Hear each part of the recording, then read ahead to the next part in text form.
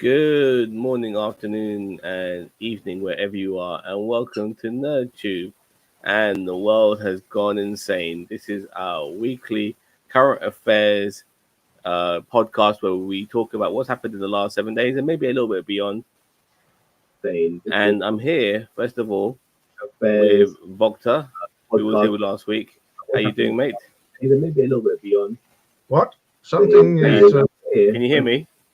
Yeah, but something is echoing. I think it's Christine. 1 second. What? Can you hear me? Yeah, it's not me. One Something. second. I think it's Christine. This is Oh funny. no. Yeah, it's not me. What the hell? What the hell? What the hell? It might be you, Vokta. You got headphones? Yeah, Vokta, it's you. It's me? Yeah, it's you. It might be you, Vokta. Yeah, it's you. Give me a sec. I'm gonna mute you, mate. Yeah, get some headphones in, dude. All right, lovely way to start. Technical difficulties, ladies and gentlemen. Okay, let's see. Yeah, that sounds a lot better. No feedback. It was coming back through your microphone. Unfortunately, I don't know why it wasn't happening before because we were not live earlier. Really? Yeah. Okay. I don't hear it. Yeah. It's... Hello, Rick B. How you doing? And hello, Daniel Vance. NerdTube is filmed before a live studio audience. So we have me on the helm today. Unfortunately, Ginger Greek, he's done 2 days worth of work, and he is now too exhausted to host this show. Echoing still going on. Really? I don't know. I'm really sorry. I don't hear it anymore. I'm not sure if the audience can hear it, but yeah. Okay, hello, Chris. Welcome back. There's some echoing going on. Christine, check if it's at your place because I thought it was me, so I put on muted headphones. you. I've muted you, Chris. I mean, unmute you. I've unmuted you. Okay. Can you hear me? Am I echoing? Yeah. No, Right. No, you're fine. I can hear myself from what I said 5 minutes ago. Still? You might have to check on some of your settings. Did you send Joe a link? Because you asked me. Yeah. I've already sent Joe a link. All right. He said he might be a little bit late. Check on some of your settings. Okay. I had the YouTube channel going in the background. So Yeah. The echo was coming from that for me. Fair enough. All right. Okay. So, it's been an interesting week, obviously, and we would like to talk about some of the things that's happened in the Middle East for a start. But I wanted to initially talk about the tragic news of Singapore Airlines. This wasn't a plane crash, but unfortunately somebody did die on the plane because of turbulence. Now, from what I've heard from various news sources, that the turbulence was so bad that anybody who wasn't buckled in their seat was hoisted from their seat, and then they were being bouncing up and down like a basketball, I guess. That's the only way I could describe it. And because of that turbulence, and obviously got anything which was not fastened down, which was pretty much flying all over the place, a passenger died. A British passenger had died from this. Now, I have a quick clip here from YouTube regarding this. This is something from Channel 4, which I think would be the most credible source. Let's start from here. Nobody ever wants to leave an aeroplane like this.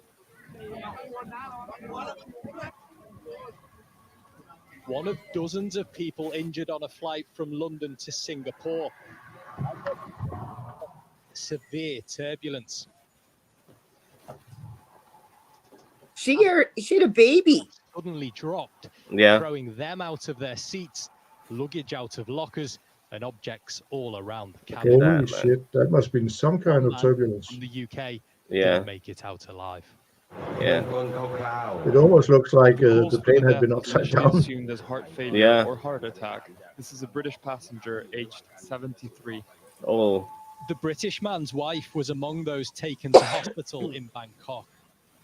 Singapore Airlines flight SQ321 took off from Heathrow late last night with Singapore as its intended destination.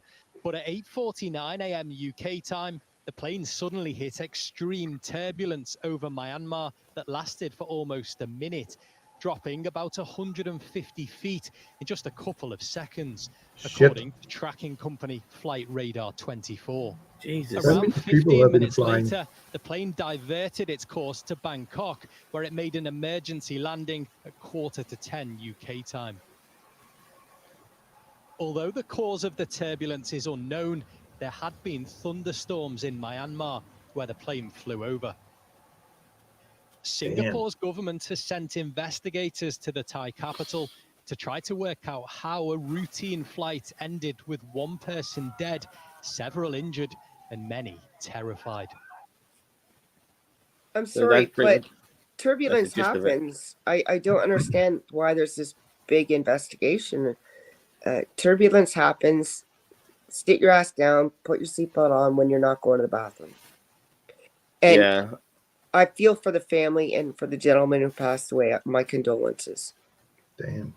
I'm sorry, Chris. It's a little tangent here from Ron. He wants to know what we're snacking on today. I'm gonna have some blueberries later. No, fair enough. I think you must have saw that cigarette go in your mouth and probably thought it was some sort of lollipop. I remember everyone remembers that. Oh my god, yeah, but that's unfortunately not the case here. This is obviously a little bit of a unique thing though regarding somebody dying from turbulence, and Well, it it was will a now. heart attack. Yeah, it was a heart attack. I mean, one thing led to the other, didn't it? You know. Yeah. Oh yeah. And because of this, now I think we're gonna get more stricter rules when it comes to flying. More rules when it comes to boarding a plane. Like if you are sitting down, you have to be buckled up. And I've always been like that personally. But there are some people who just don't like the idea of wearing a seatbelt in any capacity. You know, it's almost like a rebel without a clue. And so, this is what's happened. It's a tragedy what's happened. But unfortunately, it takes tragedies for people to smarten up. And I think this will be the case going forward. Bokta, you got anything to add to this? Nah, I've been. I remember back a long time ago when I was like 10 years old. I went to Hungary on a Tupolev something, and I remember that the thing next to me, we went into a turbulence something about 10 minutes before we had to landed in Budapest, and this panel above me fell down and hit me in the head because of the turbulence. That explains so much. Everybody in the plane was screaming their heads off, like they were thinking, "Holy crap, we're gonna die now." Yeah. So you're saying you were hit on the head when you were about 10? Yeah. That explains everything. I was also dropped on the floor of the maternity ward like 38 times. So, yeah. I'm bugging you. I know. I had envisioned that this poor gentleman had, because the way they described this turbulence was so bad, and how you described it to me, Zam, as well, when we talked about it before, that people were actually weightless. And, on they must have been for quite a while. I mean, falling that far is, and if you fall that far, you get out of your seat and you're weightless. Yeah. And then when the plane sort of stabilizes again, you slam into the seat or the floor or maybe even the ceiling of the plane while it's dropping. Yeah, and that's why I had envisioned, and if someone were to die, I'm glad it wasn't the way I had envisioned it, because I thought this poor guy came down on the back of a seat and incurred a spinal cord injury of some sort. So, damn. Yep. I haven't gone abroad in years, to be honest. just before COVID, and I do get a bit concerned over certain things when it comes to flying. I've been in turbulence before. You take it, you try to be cool about it. Yeah, it'll be all right. Yeah, no problem. But it can scare you. I've been in some, I remember going to Germany, and turbulence was kind of bad. Of all places, going to Germany. Maybe we were flying over the Alps. I don't know, but regardless, it was a bit scary at the time, and I'm always going to be wearing my seatbelt now from now onward, because the last thing I want to be doing is jumping up and down. I'll take the whiplash over getting over being a basketball. Yeah. Well, it's not so much you're going to fly forward, because I've been in turbulence with my seatbelt on, where I have had for like a second, not like these people. Oh, I'm not comparing my situation to theirs, where you just go up. Yeah. It's not forward. It's not so much on your neck. It's like, woo. Yeah, exactly. Yeah. It's like a Weightless. roller coaster. Yeah. Rick B says, someone had a heart attack on the flight, and I was coming back from Turkey, and the plane was diverted to Paris. We had to sit on the plane for 3 hours. Very inconvenient. Yeah, I can understand. Yeah, probably more inconvenient for the You know dude what's who had the really heart attack. inconvenient? The family of the dead guy has to go through this now. Yeah, no shit. Anyway. Yeah. Just Like, on a side note, really quick, maybe to lighten things up, I hope, but Bangkok, me and my friends always call it punch deck. Yeah. I love it. And the cargo bins open and stuff bounced around the cabin. People banged into. Yeah. Yeah. I can imagine. I mean, if you're getting, like it's like the law of physics, it works differently up there. It's got its own laws. So Yeah, but it's like the vomit comet. You yeah. know what that is? Yep. Well, Yeah. Well, it depends really. I know Vomit Comet because there's a Liverpool Street Station in London. Like the last that's train. a vomit comet. At one of the 2 a.m. Yeah, it's like one of the last trains you can get. It's called the Vomit Comet because and it's the Vomit Comet because you know which way to go for the train, because there's usually like a line of puke, because all the people who are all the suits who have been drinking till God knows what. That's the last train for them to catch, and there's usually a lot of puke along the way, hence the Vomit Comet. Yeah, but the vomit comet is usually the airplane where astronauts and pilots train weightlessness. Yep. They go up in a hyperbole and then down and up and down, and you are weightless for about 30, 40 seconds or so. I think they can go up to 45 even. Yeah, in some cases. I read this story about a woman who wanted to be an astronaut, and she was part of this astronaut team. I think there were 5 or 6 of them, and they were scheduled to go up on one of the ferries, back in the day when they still used those. And she had passed all the tests.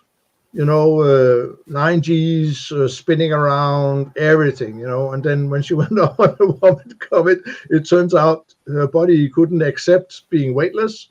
No. And unfortunately, she had a good solid meal. So she sort of barfed all over the plane. Lovely. And everybody, there was not one person on that plane that wasn't hit by her barf. Not one. Nice. They even posted pictures of their NASA uniforms, totally covered in vomit, all of them, except her. The only vomit she had was down her face. She wasn't hit by it, but it was floating around, Yeah. I mean, Ginger Greek says, "Goddamn racist Christine misnaming a city." Okay. had nothing to do with the race. It had everything to do with just the name of a city, and he knows that. He's just was activated. Yeah, he's I know. trying to be controversial. Oh, Ginger Greek, you mean controversial? Oh my goodness. Just a sec. No problem. Punch dick. Don't punch my dick. I mean, my balls are already sore from that crash today. So I've please. thrown up on a train a couple of times. Good fun. Only a couple of times, Ginger. Yeah. So fair enough. All right. Well, as you know, in this country, we have announced when we're having our general election. And this is something I want to tell all people out there who have not done this. Pull your finger out your ass and register to vote. All you have to do, is go online, go on Google even. If you don't know where to start, go to Google and type in register to vote. And then all you have to do after that is to fill in a few little things online. You'll need your national insurance card. Everybody has one of those. If you don't, I'm sorry, you won't be able to vote, but figure it out.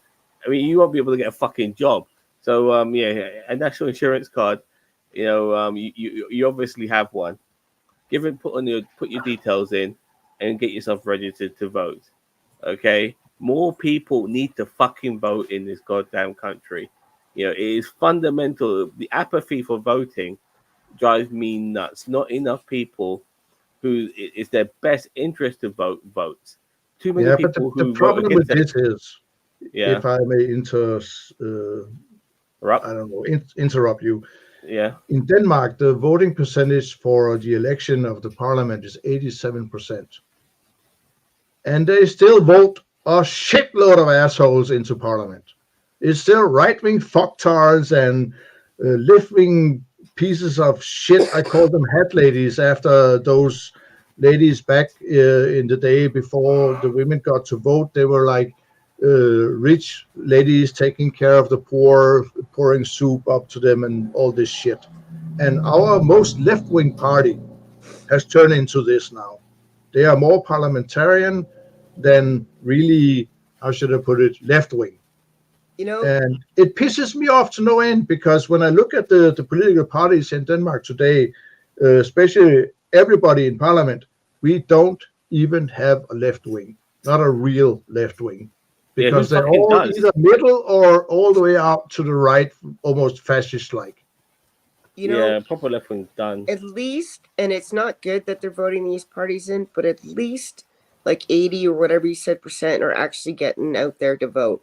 I know they're not doing the right thing, but at least they're expressing they're doing their civic duty. Yeah. I remember I worked in a voting place one year because, it's you volunteer, but you get a small stipend for. Same here. Yeah. So I did it, and people come in, they wait in line, sometimes a long time. They go through all these little stages to, ID, to get your thing in the mail. Then you get your ballot. Then you go vote. Then you come over. People have to ensure it's folded right. Then you turn it in another table, and then they watch you put it in the slip so no one can fuck with it. This guy goes through all of that, and he comes up to me on like the second to last stage before you put it in the box, and he goes, "I'm registering that I'm not voting." And I'm thinking, who are you trying to impress, buddy? Because it doesn't mean fuck all to me. Yeah, it's exactly. not going to change anything. And you just wasted your time and everyone else's time. It does not matter when you do that. It doesn't register. The problem here with the people, the 13% are not voting, is that those are the ones that should really be voting, because they are the destitute, the people on social welfare, the people who are getting fucked over by the system all the time. Like people like me, I'm sick for 5 years on social welfare, and the social welfare is extremely low here, and the inequality has begun through the roof.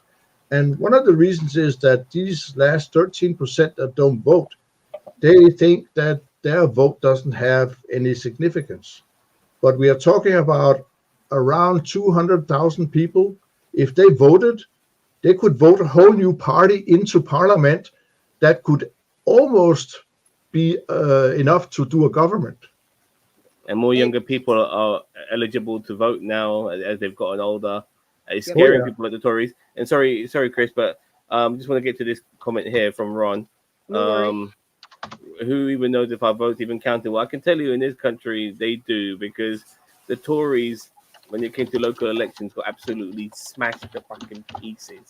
And it pretty much looks like they are going to be kicked out of Parliament without a coalition. Even it looks like it's going to be a clean sweep by Labour for the for the next election. They might win, a little constituent here or there, but overall not enough for them to even register. And if anything, they're going to be more in line with some of the third parties who don't even get a look in the upcoming future regarding them. And look, I think it's about time too, because the Tories have been in power for a decade and a half. I'm not looking forward to their replacements. Hopefully things can only get better, though. Even if it's marginal, I'll take it, considering what the Tories have done, dismantled fucking everything. So yeah, and then like the Labour Party, they got a lot to live up to. People are looking at them, to make things a lot better. What my sorry, I got to start into this as well. Problem. What are your thoughts on Keir Starmer? He's a wanker. Who the hell is Keir Starmer? Wait, he's the I have leader an of the Labour. answer. I have an answer to that gentleman's question before we move on to Rick B. How do we know our vote does or does not count? Well, I can tell you this: if you don't vote, you know it doesn't count. Yeah, exactly. Keir Starmer is the current leader of the Labour Party. He took over after Jeremy Corbyn. Now, Jeremy Corbyn, in my opinion, is the ideal ideal candidate for somebody for me to vote for. Everything he pretty much says is what I'm for. Obviously, he stood by Brexit. Nobody's perfect because the Brexit vote was happened democratically, so he decided to stick with that. At least he's got his morals there, But regardless, he's what I wanted, and it amazes me that so many people have told me, "Oh, I'm glad Jeremy Corbyn didn't come into power. He would have fucked up the country. Our country is fucked up under the fucking right wing, under Tories, under Conservative rule." Usually, what I say when people tell me these things is that, come on, the last, at least since Reagan and Thatcher, this sickness of neolibertarianism has been spreading all over the fucking planet, especially in the West. And it arrived in Denmark in 2001. That is 23 years ago now. In the last 23 years, the whole welfare system with schools, healthcare, education, social welfare, sick leave, everything has been screwed over so many times, I can't even count it anymore. I've been following Danish politics since I was like 13. That's 52 years ago. And what I have been seeing is very slowly, it started here some 10 years after Thatcher got kicked out and Reagan also got kicked out of office, to be, even the Social Democratic Party started to be a little bit libertarian, a neo-libertarian kind of. They were the first ones to mess with, we had this early pension scheme here where you paid extra amount into the union. And that meant that when you turned 60, you could go on early retirement and keep around 80% of your pay, 70 to 80% of your pay before taxes. He started screwing with that. Poul Nyrup Andersen, he was prime minister for 8 years, and he was the first one to start picking on these things, cutting, here we call it cutting the salami in very thin slices. Once we had a salami like this big, then they cut a 0.5 millimeter off and a 0.5 millimeter, 0.5 millimeter, and now the salami is like this. It used to be 3-foot salami, and now it's only not even an inch anymore. Yeah, too much. The problem here is that in 2001, Anders Fogh Rasmussen, who later became General Secretary of NATO, and the only reason he became that was because he brought Denmark into war in Iraq with the Americans. And he was licking ass on George Bush so hard that we were, in Denmark, we had the saying that Bush was actually talking with two tongues. One of them was our prime ministers.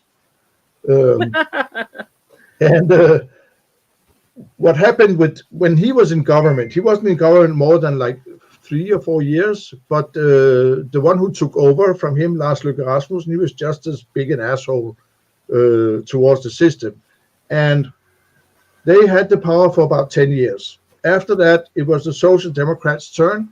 And we were very unlucky that the foreman for the Social Democrat at that time, Helle Thorning-Schmidt, was, we called her Gucci Helle, because she was the kind of woman who always wore a Gucci bag. How can you be a Social Democrat, call yourself a left-wing, when all your clothes are like billionaire clothes, you know, and you're always a Gucci or a Versace bag you're carrying, and you look like $1 billion. Even if I had that money, I wouldn't buy a bag that much worth that much. No, me neither. But you know, she was also harassed because she's a woman. That's a whole other story. You know, sexism is rampant in my country, I am sorry to say, but we are in the EU. Denmark is the most sexist country of them all when it comes to how we treat women in the workplaces, you know, sexual harassment and all that shit. And they also went down on her just because she had boobs and a pussy. But besides that, we called her the Danish version of Margaret Thatcher, even though she was a Social Democrat. The Social Democrats started this whole welfare thing all the way back in 1871. The Social Democrats were like the communist revolution thing. They were fighting the police, and some people were even getting killed in a big riot in 1871 and 1872. The leader back then, he was exiled, thrown out of the country, and he went to the United States and became a millionaire. And he was as red as they get, you know, but people change apparently. And after her, it was again Lars Løkke Rasmussen, and they kept on slicing the salami. And today, I can give you an example of how bad it is. The inflation here is between 2.5 and 3% a year. Yeah, it's perfectly normal inflation. The wages go up with around 3% every 2 years. That means the wages are going down. The people who are on pension, social welfare, and other, how should I put it, public money, it only goes up with 0.65% a year. That means that when I hit right now, what I get before taxes is around 12,300 Danish kroner. If the social welfare had followed the inflation, just the inflation, not the prices, because the prices go up higher than the inflation on food, for instance. But if it had just followed the inflation, it would today be 19,500 before taxes. That's 7,000 Danish kroner. And that means 5,000 Danish kroner in the pocket after the taxes has been there. Yeah. And I mean, that's like 400 pounds. That's 500 pounds a month that is gone. May I just also tell people from an outsider's view, when I visited Denmark and other northern countries in Europe, the food prices there, in particular for fresh vegetables and fresh fruit, are through the roof. You would not imagine what it would cost just to buy an apple. I mean, maybe I'm spoiled because I live in apple country where I live, but you can't afford to eat there. No, it's actually the only place where you, as a person who are sick on social welfare or who are on pension, the only place you can save a little money is on the food. But that means eating shit. Yeah. That means you don't get to eat healthy. I'm one of the lucky ones because my rent is sickly cheap. I live like, it's unbelievable how cheap my rent is. It's like 400 pounds a month or something like that. But that's including everything. You got in before they could raise the rents, like your grandfather. Yeah, kind of. We still have some kind of hard rental laws. That means that the rent here can't go up very far unless if I move out of this place and they modernize it, then they can put the rent up to, like, instead of 3,300 a month, it will be 5,000 a month, 1,700 Danish kroner, just like that. And they don't even have to, put down and show how much money they used. They can just do it. If they, put in a new kitchen or a Yeah. new bathroom. Sorry, Victor. And- Let me just come in there, mate. Sorry, mate. No offense. Yeah, no You, problem. yeah, you can be rich and left wing. Yes, I 100% agree. You can be. No one's denying that. I just think sometimes if you're supposed to be somebody who's representing the people, and you come in like Paris Hilton, you set a bad example as a politician. You Yeah. know, Yeah, and You- if your sorry, policies guys. are not left wing, You can have all the money in the world and be left wing. I totally agree. But it's then how are you using that money that sets you apart? Like Exactly. I've often thought, like if I were a billionaire, how would I, well, I always thought, you know what, I'd take 1% to 2% for myself and live very well with that money, but the rest Oh, would yeah. go towards the charities that I either start or support. Mm. Okay, It's the same I've been thinking, because I often been thinking, what if I won the Euro Lotto? The Euro Lotto, you sometimes can win what amounts to 500 million Danish kroner. And I've been thinking a lot about what if somebody gave me 500 million Danish kroner? What would I do? And I would probably buy me a small house out on the countryside with a garage that I can use as a workplace for my motorcycle, and buy myself a small car so I can get around when it pisses down or when it's winter. And probably give my son 100 million, so he can do whatever the fuck he wants with his life, and doesn't have to work his ass off as a teacher, being stressed and sick all the time because of the stress. And the rest of the money, I would probably do what Simon Squibb is doing. I don't know if you know Simon Squibb. No, but no tangents here. No offense, Doctor. We got to keep the tangents on the low one, my friend. No offense, dude. We've got other things to talk about, mate. Tell me later. Tell me later. It cost me over £100 a week to feed my pets. I have 3 parrots right next to me, and what I do to save myself in feeding them instead of buying them bird seed all the time, because even these guys, they're like human beings. They don't want to be eating the same fucking shit all the time. Is I give them my food. I do. Like I went to McDonald's earlier today, and I got some of the fries, chopped them up into tiny little pieces, and threw it in their bowl. And they love chips. Yeah, they love fries. They love it. They're British birds. Yeah, I got some Pringles here. Hot and chili and lime.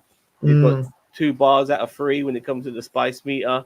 Man, these guys eat spicier food than I do. So yeah, this is one of the ways I get around when it comes to feeding my pets. Is I give them, it's the right thing. But just going back to the Ron, definitely, the right thing. So, the thing is that I share my food with some of the magpies, because I have magpies coming to my balcony all the time. Not when I'm sitting out there. Sometimes there's one who's sort of tame. It came into my apartment last summer and flew around and checked the whole place out, went into the kitchen and started eating off the frying pan, which luckily was not warm. And then I had to chase it out because I had to leave, and I didn't want it to, shit all over the place.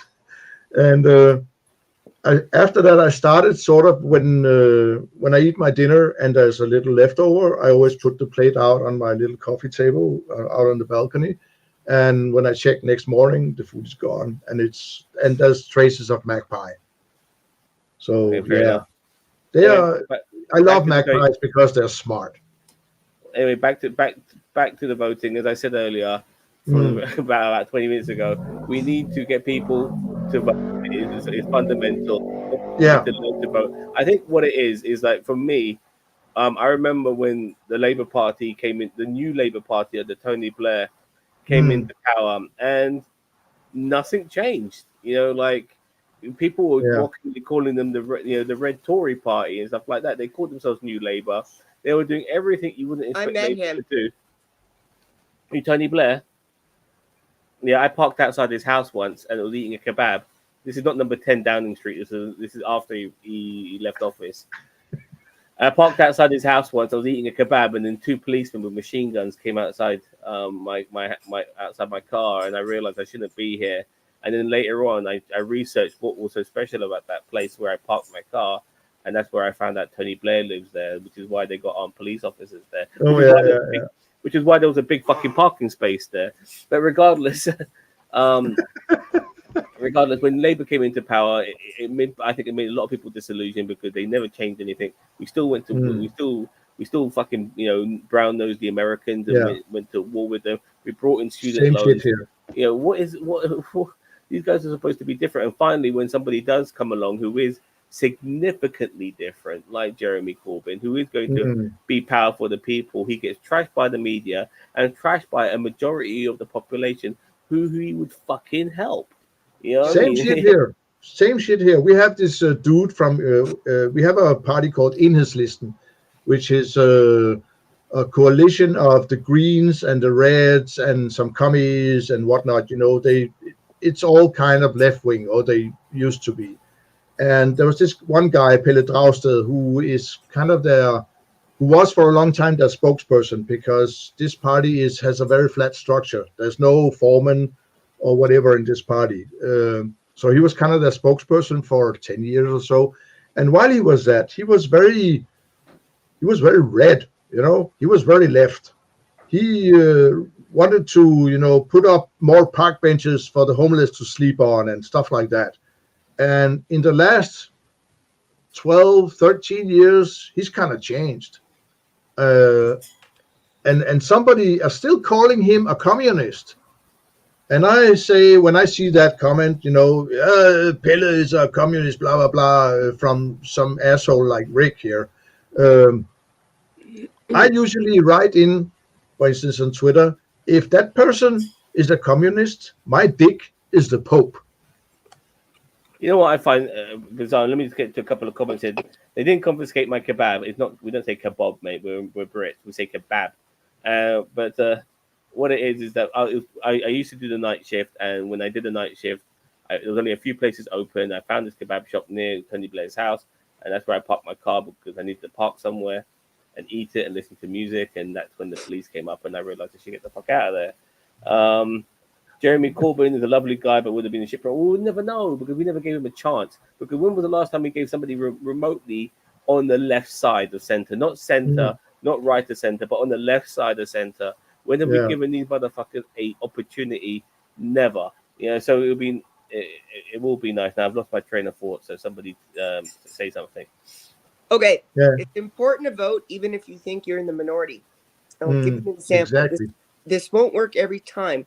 But if your cabinet or parliament is split almost 50-50 and you vote for an obscure party that wins just one seat, those two other parties are going to vie for their one vote.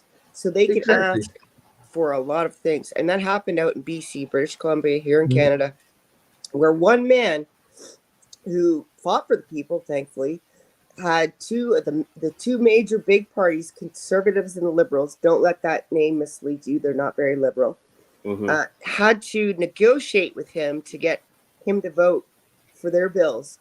And he always got like 2 or 3 things in return. Exactly. That's what happened back in 2001.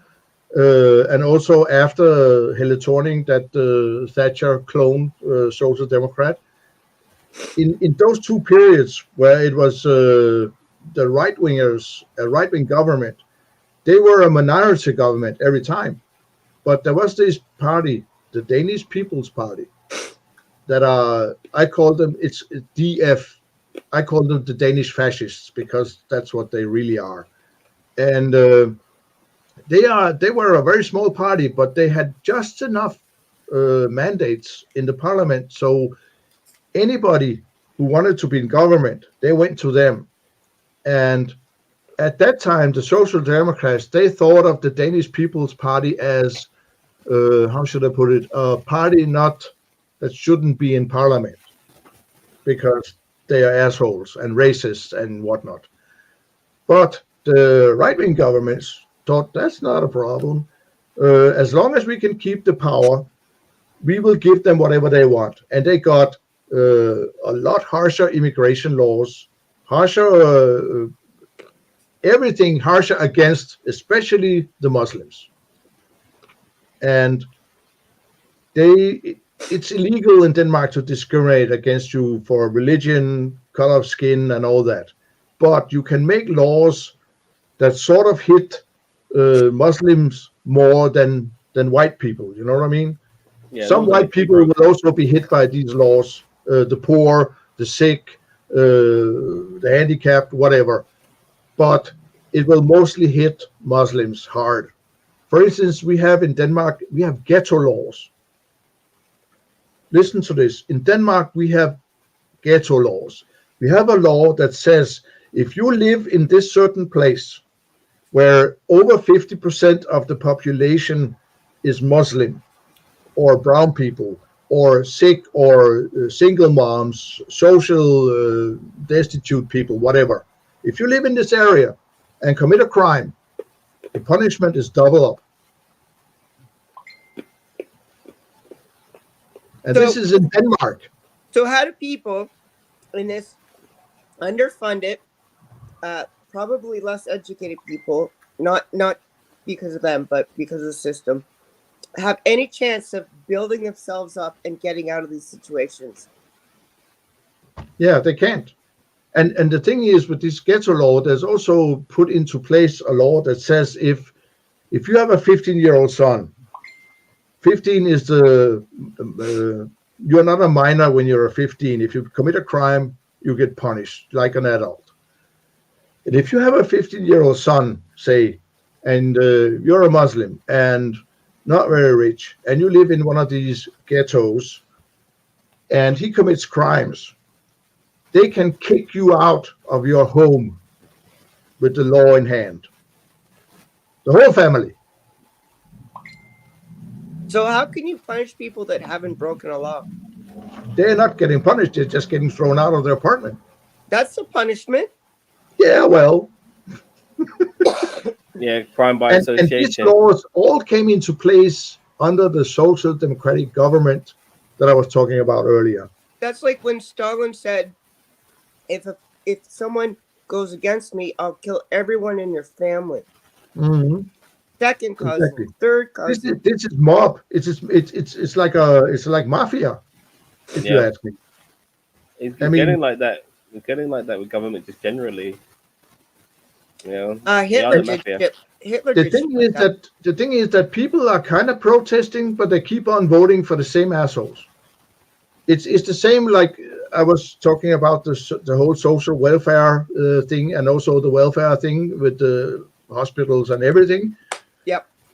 70 when I'm polled, listening. 78% Danes think that we should do more. We should put more money into these things. But the people they vote for keep on cutting down. And that's one of the things that I find very disheartening is that you have this power with your vote to punish the politicians, and you don't. What it is, Volta, is that people, I think in every country in the world, we almost have like a 2, possibly 3-party system.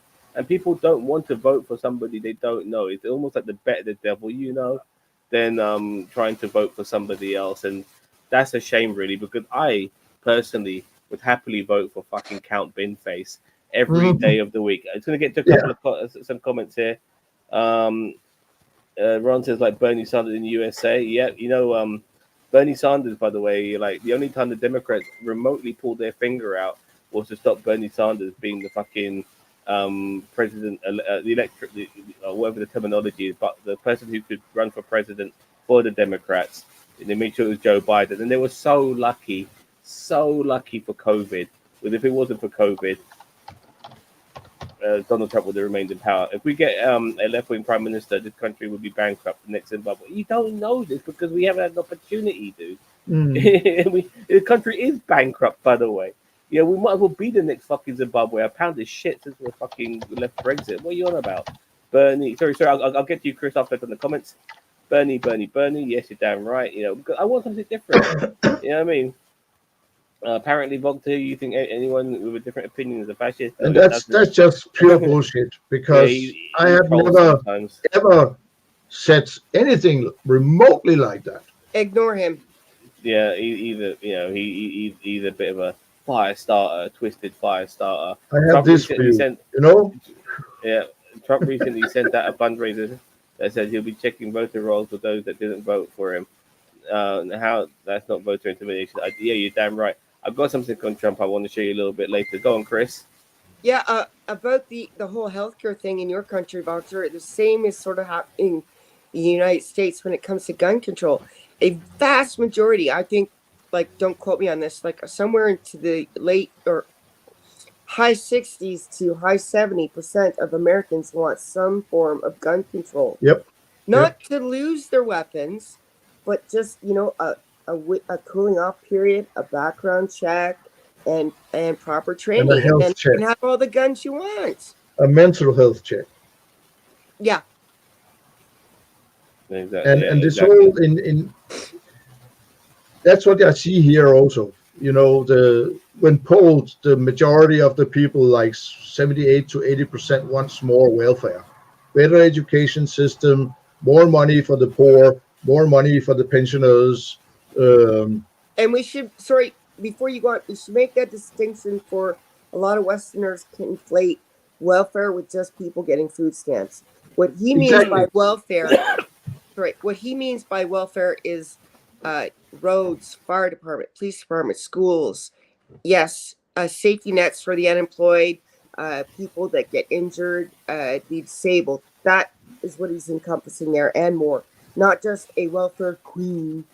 No, that's exactly, and we see the same shit here. When I mention the word welfare, everybody here, even the lefties, they think social welfare.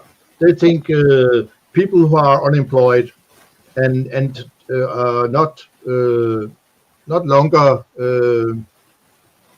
have the right to the insurance money they get from the union, because we pay. If you're a member of the union, you also pay into an insurance that says that if you get unemployed and it's not your own fault, you get, I think it's around 70% of the minimum wage that are usually here in help before taxes.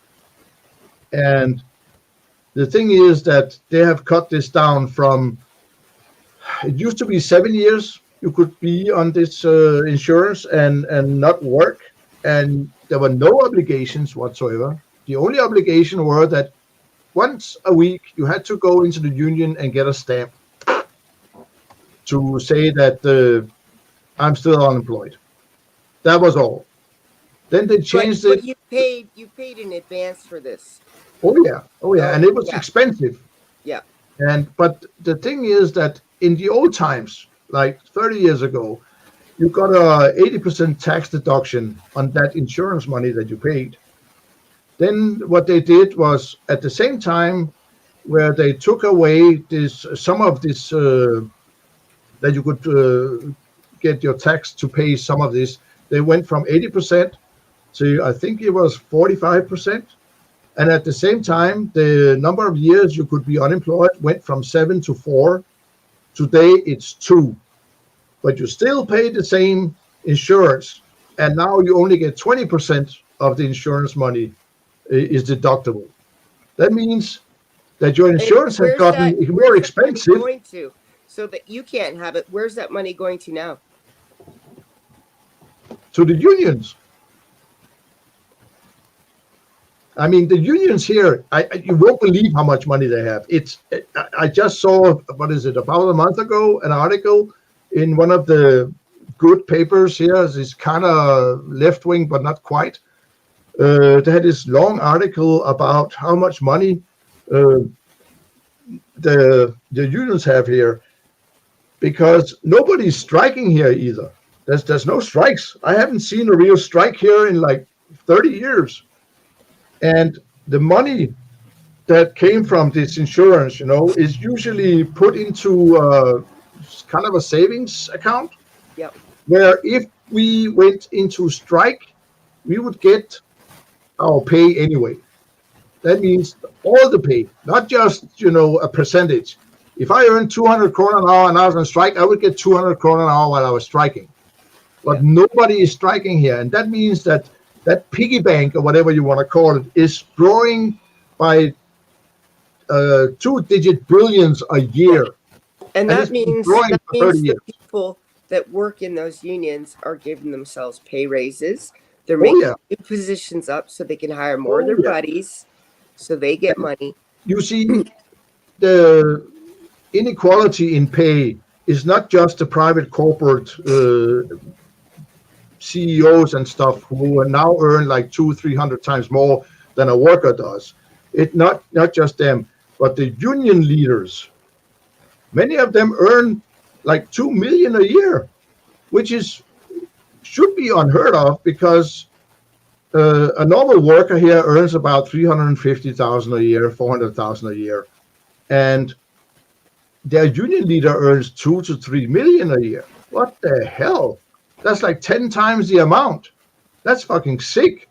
But And I a can't think, CEO here is like 100 times more. and I can't think of a reason why they would need to be paid that much more. Are they doing something extra for their work? They're Nope. not. No, they're not.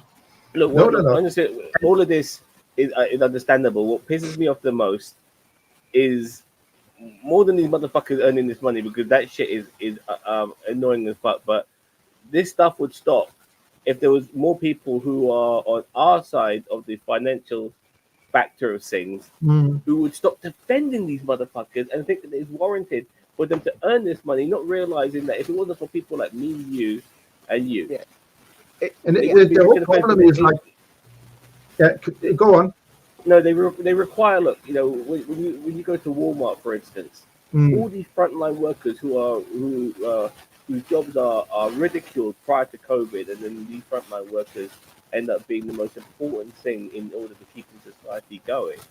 These frontline workers, these guys who work in warehouses, these delivery drivers, these guys who stack shelves, these people who work on the tills, all of these sort of people, they are the very people. You know, or if you in Bezos' case, the guys who work obviously in warehouses and deliver shit as well, they're the very people that are making these motherfuckers rich in the first place.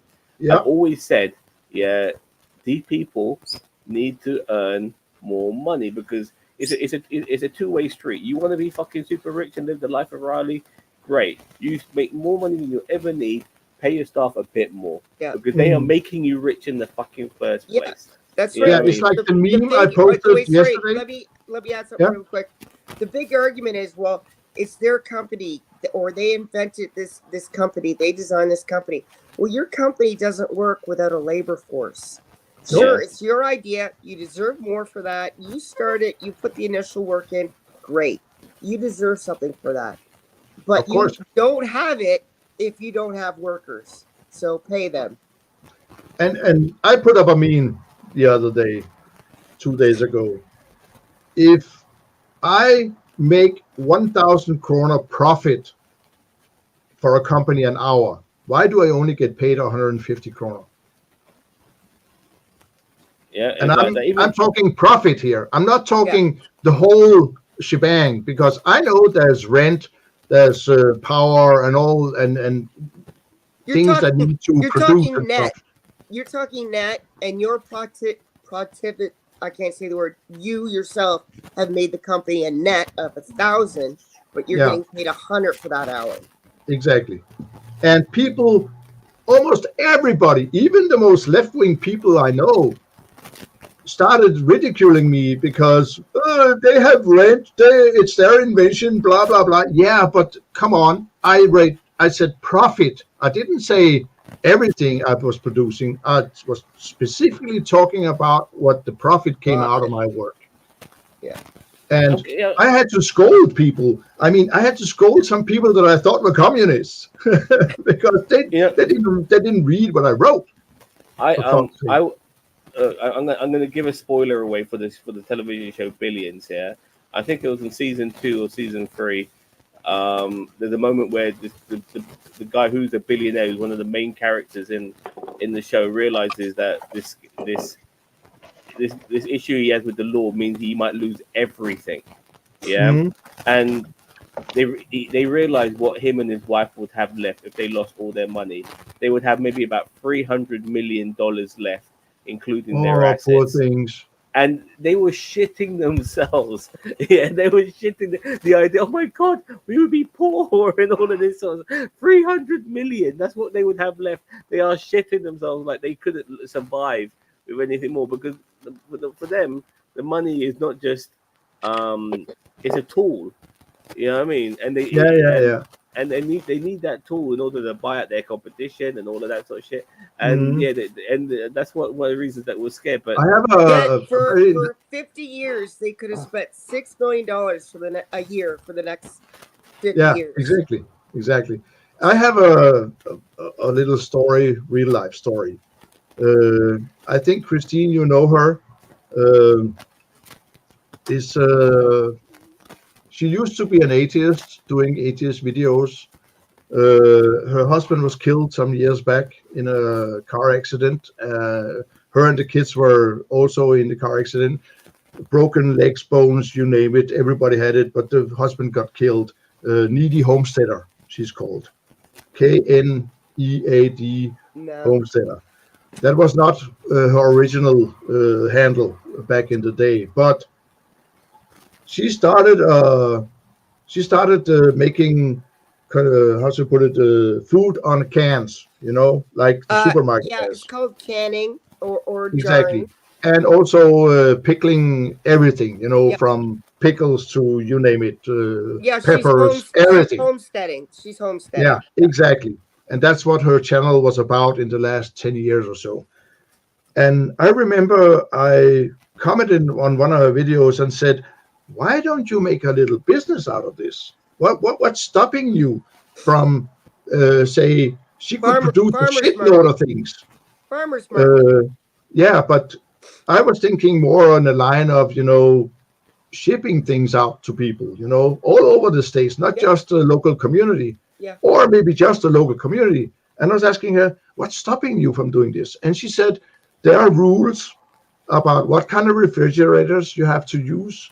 There are rules about all kinds of shit in the kitchen and stuff like that. And these rules are made in a way that only a company like Walmart can afford it. Right. Oh, that's because my friend tried to do a juicing company. He had the same thing. It's like you have to have stainless steel. The floor has to be a certain material. The light fixtures have to be a certain type. Your water source has to be tested so often.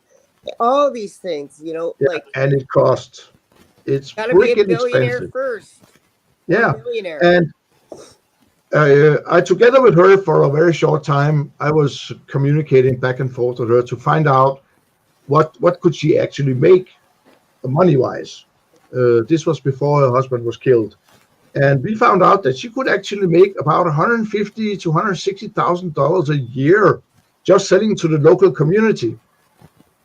But she couldn't get the permissions because she didn't have like $50,000 for a refrigerator and $100,000 to make the kitchen per the rules and stuff like that. Or pay for the licensing. There was nothing wrong with her food. It was just pay for the licensings, or establish your company. You got to pay for that, for the LTB or whatever it's called. My phone's on low power. I'm gonna have to plug it in. Sorry. Okay. The thing is that I think that at the people of companies like Walmart and Target and all these companies, they actually lobby to get these laws into place, because when you look at their earnings, it's like maybe 2% of their earnings. Well, they legalize. For a person like her, it would be 100% of her earnings. Well, because even if they broke those things, they could pay for the fees, fines. Mm. Okay, guys, there's a comment here from Rick B, and I'm going to respond to this comment. But if you pay the workers more, the price of Big Mac goes up for everyone. Look at what happened in California. That is bullshit. For a start, what it means is that the CEO, the guy who probably earns $5 billion a year, will probably get maybe $4 billion a year. And if that's the case, I'll fucking take that. And on top of that, let me just quickly show you this clip regarding what you're saying, Rick B. Where is it? Here it is. This is from Reddit. McDonald's USA. This is a classic, by the way. This is nothing new. McDonald's I sent this to you. McDonald's USA employee $9 an hour, no benefits, not one. Big Mac $5.81. McDonald's employee in Denmark $22 an hour, 6 weeks vacation, 1 year paternity leave, life insurance, pension $4.82. As you can see, Rick B, eat your words. you're dude. wrong. And once again, Rick B, like I said before, it's all about the people at the top. If it means them not earning billions more than they would do because because they And the shareholders. because they're going to give Yeah. some of that money back to their hard employees who work. People really put down fast food work. It is fucking hard. It's not easy. All these guys on Fox News would have lost 1 minute in McDonald's. 1 fucking minute's working in there. And so, but yeah, so this is bullshit. Sorry, 1 minute, Voctor. Ron Cloakster says that I'm posting in my cradle. His son, Konya Mel, approximately 1 year old, comes with food, toys, and several cages too very large. So you need a truck to haul them. $100 rehoming fee. Yeah, go get it. Go get your son. That's my son. It's my son, Konya. He's sitting on top of the television right now, loving the heat the TV gives him. Corporations should have a social responsibility in addition to their. Oh, sorry, this word I can't say. Fiduciary. Fiduciary. There you go. I have no idea what that fucking word means. Maybe someone can explain it to me. But Money. oh, fair enough. Financial one. Okay, fair. You can use that word next time, dude. But yeah, I agree. Like I said, that a lot of us have been brainwashed into thinking that they can do what they want, because in a way, there's very people who are getting fucked over by the system. Wants to fuck over other people by the system. They hope they can eventually be there, which is why they accept being fucked over, and then they want to blame immigrants or whatever. I have two things to say. Yeah, please.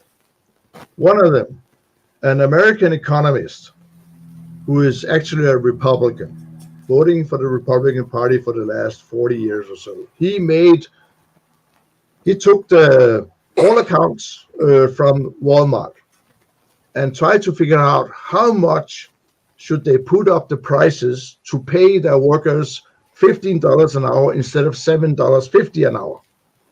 And it was 1 cent per transaction. 1 cent. 1 cent per transaction. That means a goods that cost 98 cents would cost 99 cents. That would mean that the whole thing would be financed.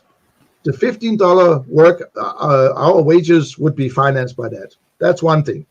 The other thing I want to point out is that the governor of Utah, he got elected into being governor, I think it's about 10 years ago or so. Is that Mitt He made Romney? a calculation that what homeless people were costing the society in taxes, in tax money, ambulances, police, judges, prison, whatever.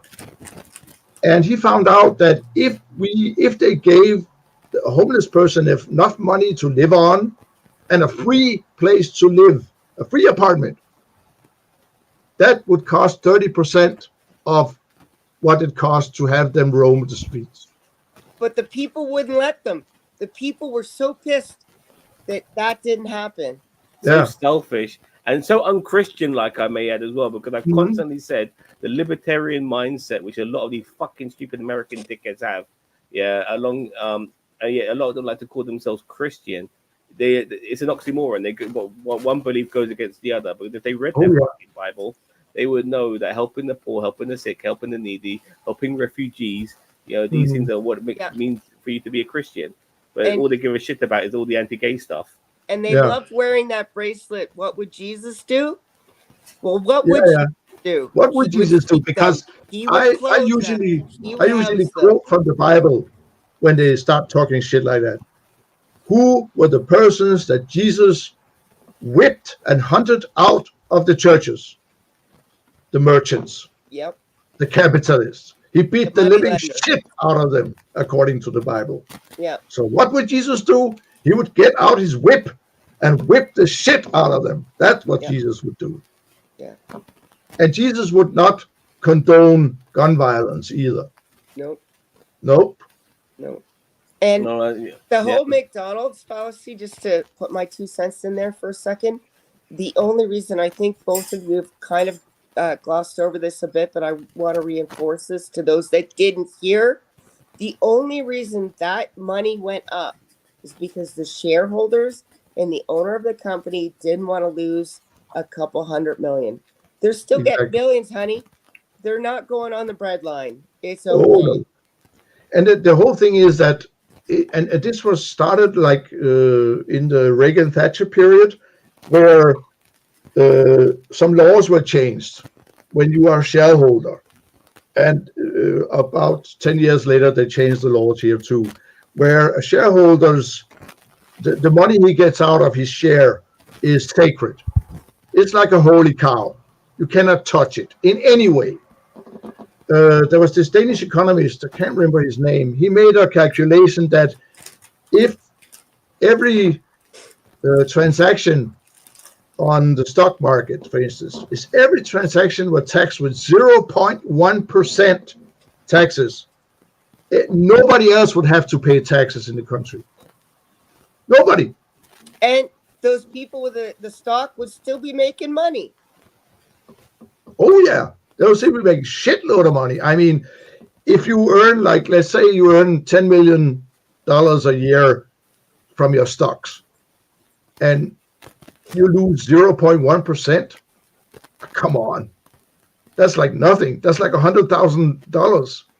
It's shit. It's not even that. It's maybe $10,000. Yeah, I think so.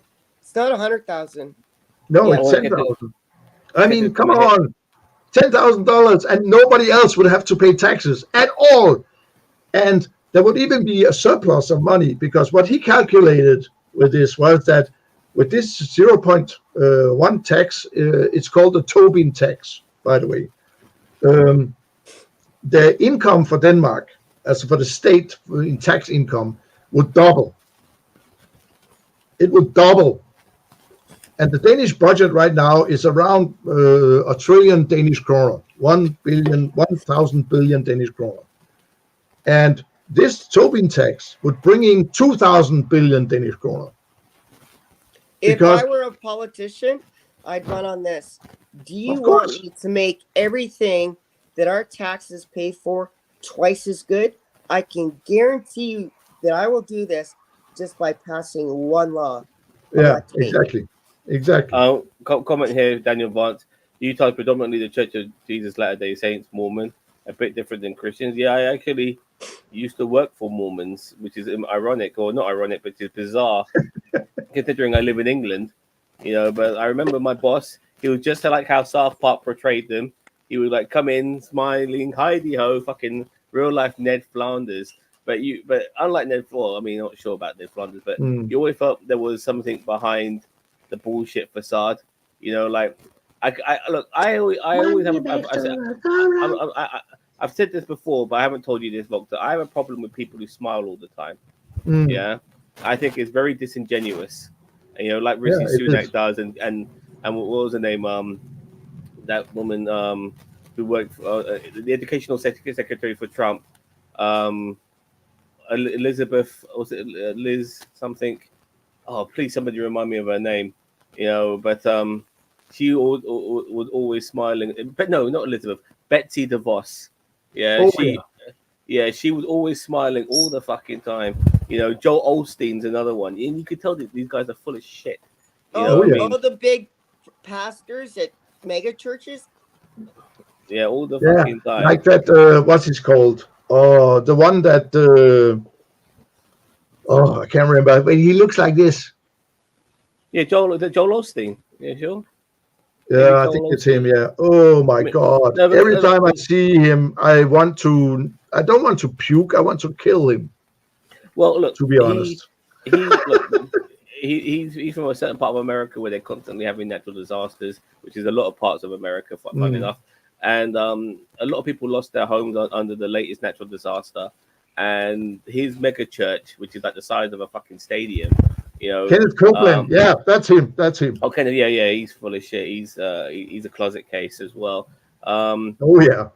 But yeah, like with Joel Osteen, like his mega church was still like maintained. It wasn't destroyed by the natural disaster. So people were looking for somewhere to shelter, but they just lost their fucking homes. and he wasn't letting anyone into his church until I- it became bad blood publicity. I Yeah. think it was his home as well, or is like he had a mega mansion as well. And they're saying, well, you're a pastor. Why aren't you letting your flock in? Hmm. I remember not long ago, I made a video, 10 years ago maybe. I made a video where I took some maps of United States of America.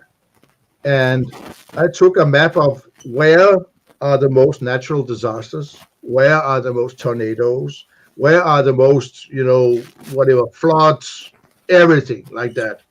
And then superimpose it on a map where where the Christians were most fundamentalists. There's a huge overlap.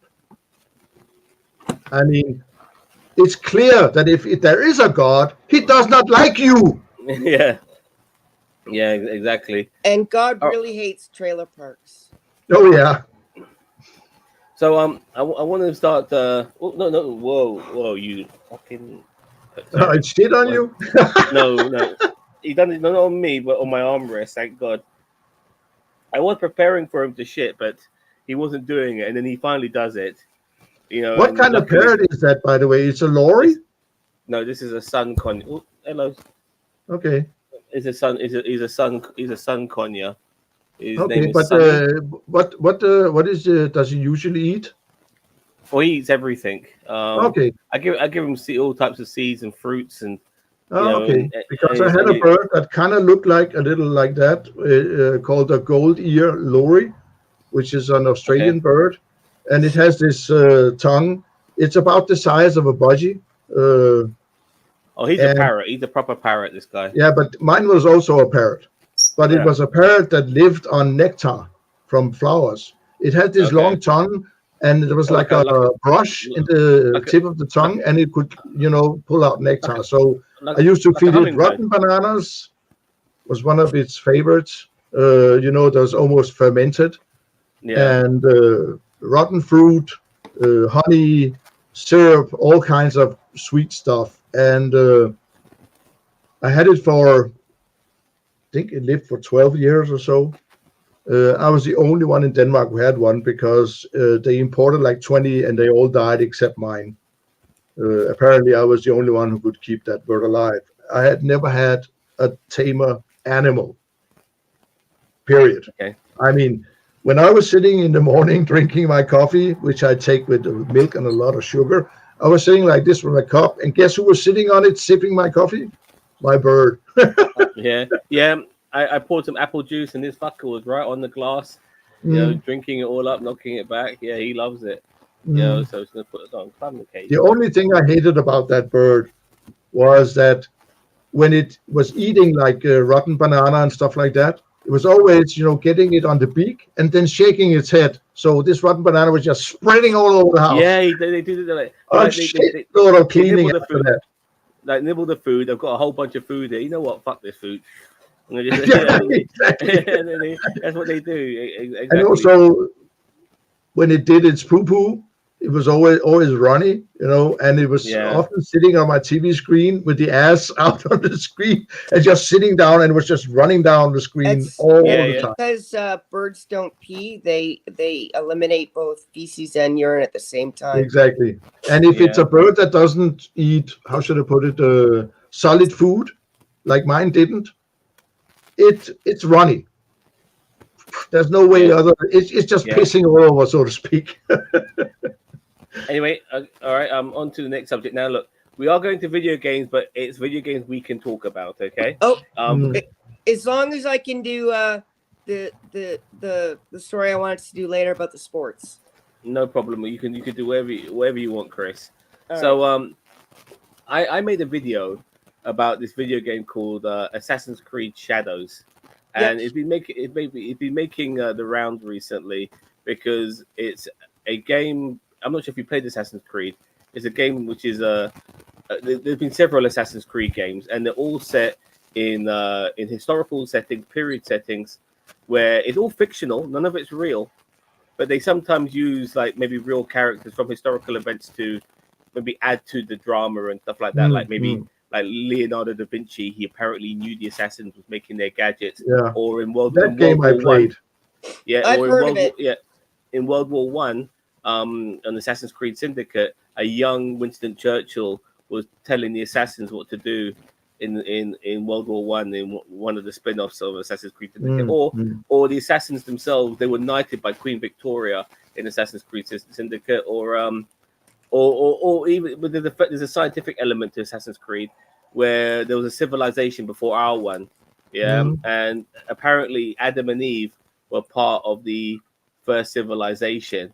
And, they were real people, but they were part of the, and all of this shit. And it's really, like there's so many historical inaccuracies because it's fiction in the day, and they're just trying to tell a good story, and they've been doing that for 15 years.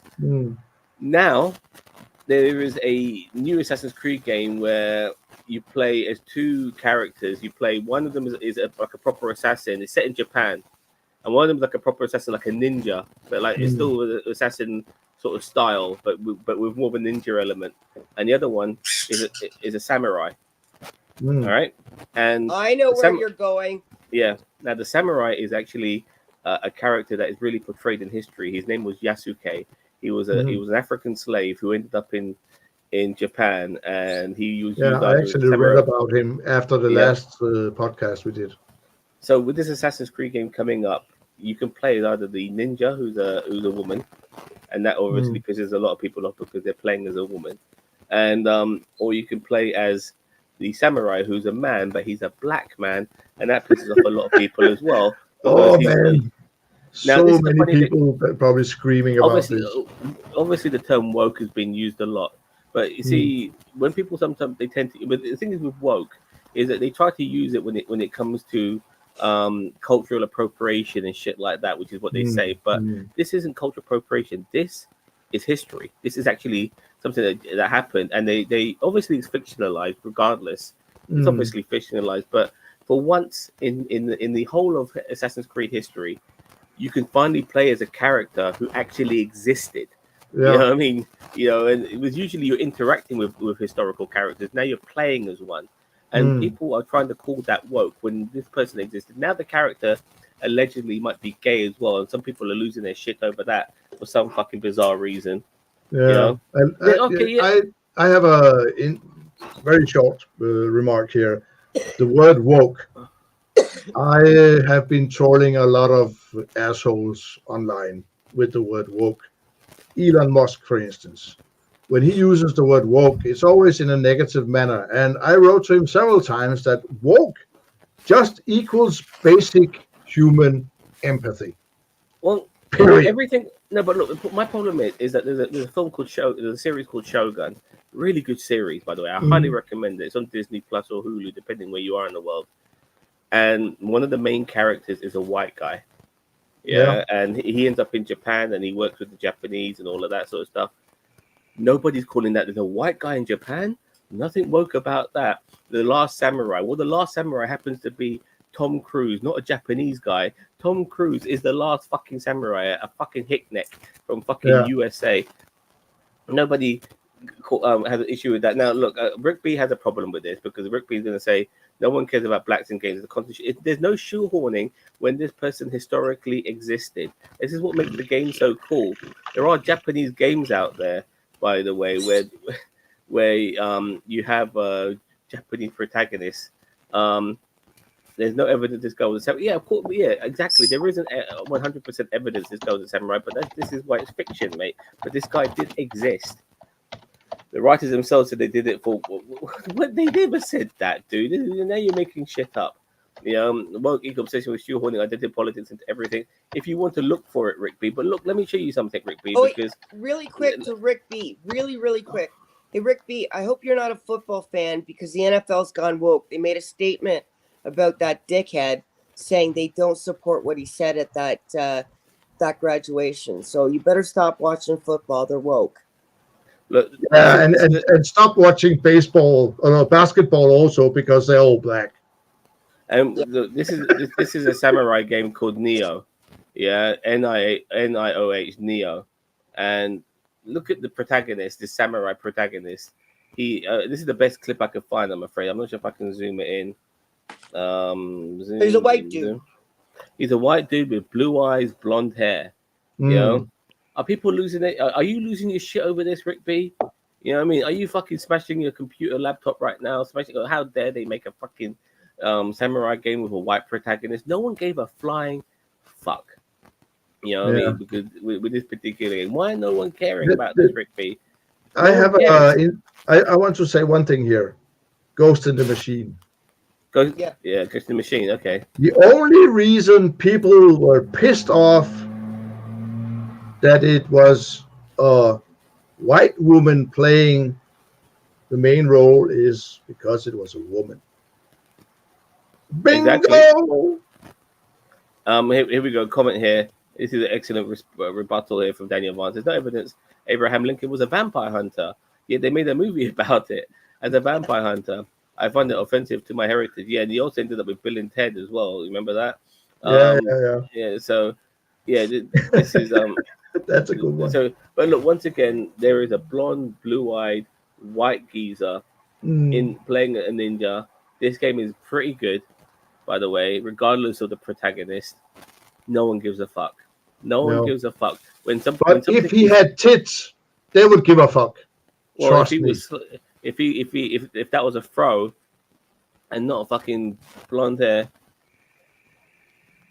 Unless they were small tits. Look, there we go. That's Then not they any give a white fuck. guy. That's not any old white guy in that game. It's William Adams, who was a real person and a samurai in Japan. Well, you know what? That's not any black guy, mate. That's fucking Yasuke. So what the fuck are you talking about, dude?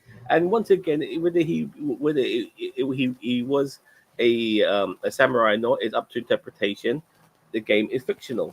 So you're using your own argument against you. You're using the very thing I'm saying myself to justify a white guy. White guy, no problem. No problem. You could Is That it- just proves that Rick is full of Yeah. shit. Isn't Yeah, Nothing Rick, else. isn't Rick a big, By the way, when we talk about this whole thing with the history and black guys and stuff, the most effective U.S. Marshal to ever live was a black Bass. dude. Bass? Yeah. Bass Reeves. Yeah. Yeah. Yeah. You know what? If Rick B's such a big capitalist like he says he is, this is a private company. They can put out whatever product they want. And if you don't want to buy it, guess what, buddy? You don't have Don't.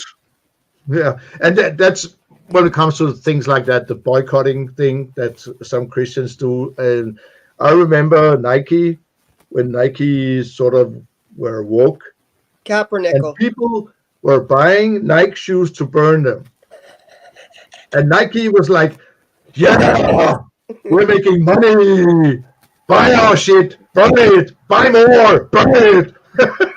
See, Rick B, this is why I know you don't know what you're talking about, because he says you make a stupid comment saying that the writers said themselves they did it for woke reasons, and then you say something like, "How is a black guy supposed to be a discreet assassin in a country full of Japanese people?" He's not playing an assassin; he's playing a fucking samurai. He's 6 foot fucking huge, yeah, like 6'2", 6'3", 6'4". His character, you know, in Assassin's Creed, there's characters called brutes, or like slightly larger than guys than your own character.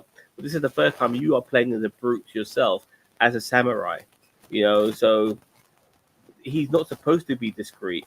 He's not supposed to be like a shinobi who does things in the shadows and stuff. He's a samurai. He fights honorably. He wants to be standing out. He wants people to see him. That's the difference. Come on, Rick B. Don't be this fucking stupid, mate. You know what I mean? Yeah. He's the same race as me, and he's now become in that. And I'm embarrassed for my race when I got somebody of my own race fucking saying this sort of shit. Couldn't believe they removed Aunt Jemima from syrup and pancake mix. They did? I had no idea. I'm sorry. I have no idea. I didn't know that either.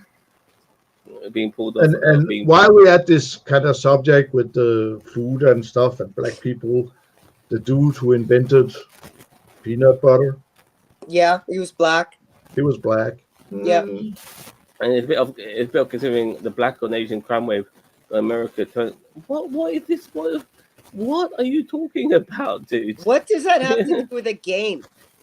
Black or Asian crime wave. You know when COVID was happening and the so-called China virus, nobody was talking about all these fucking stupid hicknecks, you know, bashing up on anybody who looked remotely like from the Far East. Like this one person said, this Thai family said to each other, if we speak Thai, maybe people will leave us alone. And to the mother, and the mother said to the daughter, "Please, you're giving these guys too much credit to think that they would distinguish that we're Thai and not Chinese." A Korean guy was getting the shit beaten out of him because he just thought that he was Chinese by white people, dude. I was Yeah, I on mean- during the COVID. I was rarely out the door because I was sick with stress and anxiety, depression, all that shit.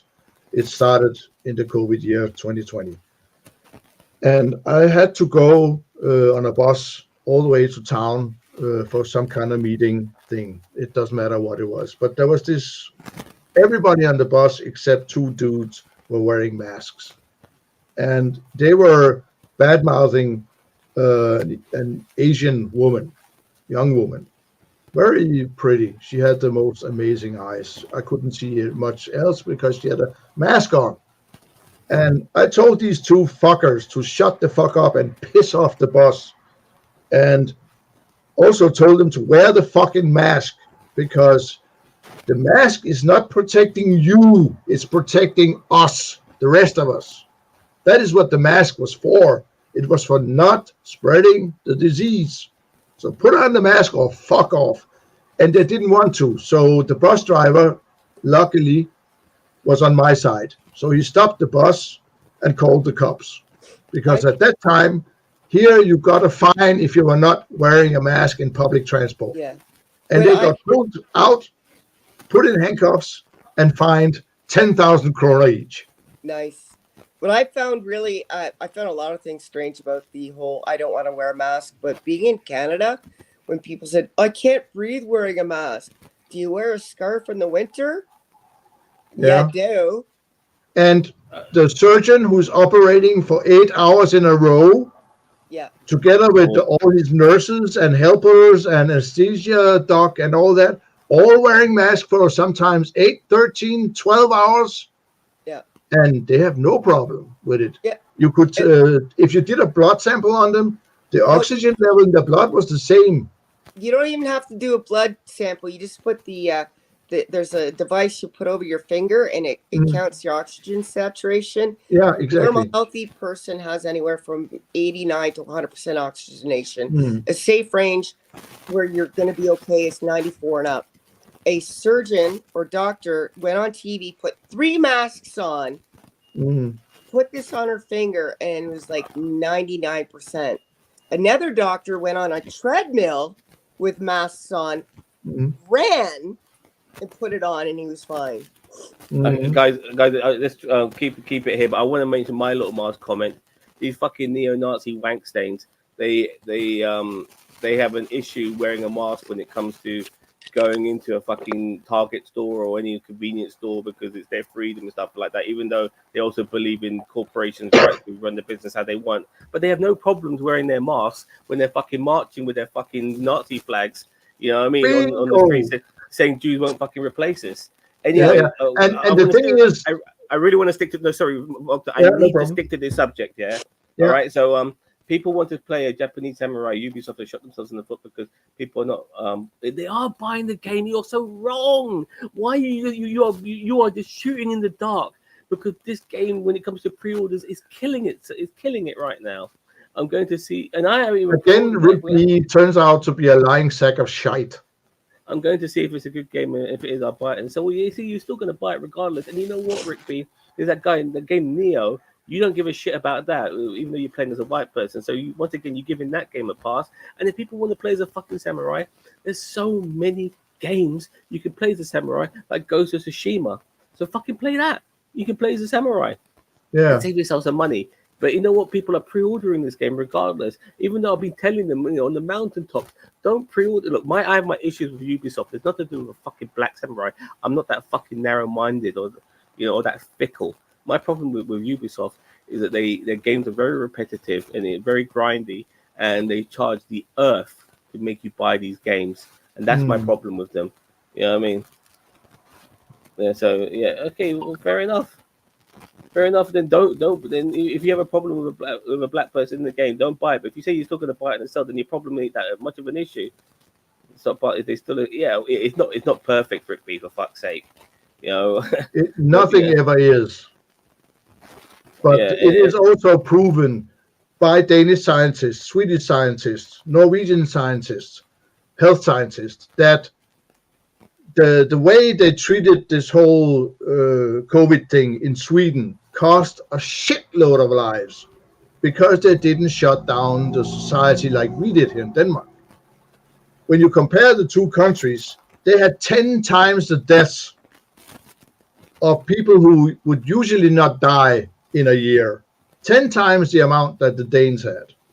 In Sweden, people in the old homes were dropping like fucking flies, and there was a huge scandal because of this. The politicians that didn't put in the measures that should be put in a COVID situation, they are all out of politics now. All of them in Sweden. Not one survived. It was political suicide what they did. And they killed like 150,000 people that shouldn't have died. In Denmark, we had the death toll here was I think it was 11,000 people who died, who just couldn't be saved. And at that time, my mom was in a nursing home because she was getting into dementia and stuff like that. Couldn't cope with her life. And when I had to go there, I had to wash my hands in alcohol. I had to use a real surgical mask just to be able to get in the door. And they had like a 2-door thing, like an airlock kind of thing. And the air was purified inside that airlock before you could go inside. And in this nursing home, there's about 300 elderly people ranging from the age of 85 up to 105. You know how many died during COVID? 0. With most work. In Sweden, people in a nursing home where there was 300 people, it was like the death toll was like 50 or 60 old people who died of COVID or COVID-related complications. Okay, once again, I don't want to go on about Mars. I need to stick to Assassin's Creed. The price is, sorry, I'm playing Diablo 4. It's full of blacks. That's great. And I'm loving it. The difference with Assassin's Creed is but it's, once again, if Assassin's Creed is a woke agenda, then Neo's a woke agenda. One has a black samurai, one has a white samurai. And unlike the white samurai, the black samurai existed. Or maybe if the white samurai existed, then there shouldn't be an issue with either, if that's the case. Yes, please. I have one thing to say to Rick and all the rest of people who are watching this. Debating with Rick is like playing chess with a pigeon. It knocks over all the pieces, shits on the board, and walks around like it won. Yeah. Okay. End of discussion. Look, Rick B says this. Look, the process is stupid, and no one's going to sign up for Ubisoft for $18 per month. I'll tell you this: for 2 months, which will be $36, if you could play both Assassin's Creed and Outlaws in those 2 months and get your fulfillment out of those 2 games, that would be worth it. Other than that, it's not worth spending $115 on one game by Ubisoft because they're overcharging people. That's my problem. I have a woke agenda. My plan is to make everyone wake to your bullshit, Rick B. Yeah. And yeah, William, and so was Yasuke, man. He was a real person. And if they want to make him as a samurai, fine. A retainer is pretty much a samurai anyway. So I don't get it, man. You're fighting a losing battle here. And I'm going to get to more. I'm going to show you some TikTok on this, by the way. But I've got a lot more on this. Scientists find microplastics every human cane test sample collected. Human sample tested 3 times higher concentration and led to. Okay, all right. Thank you very much for that information. Now look, I got some stuff on Ghost of Tsushima. This one guy, he absolutely fucking killed it. Okay, let's start with this guy. Okay, 1 second. Because before we start, we have to do this. Sam's TikTok treasures.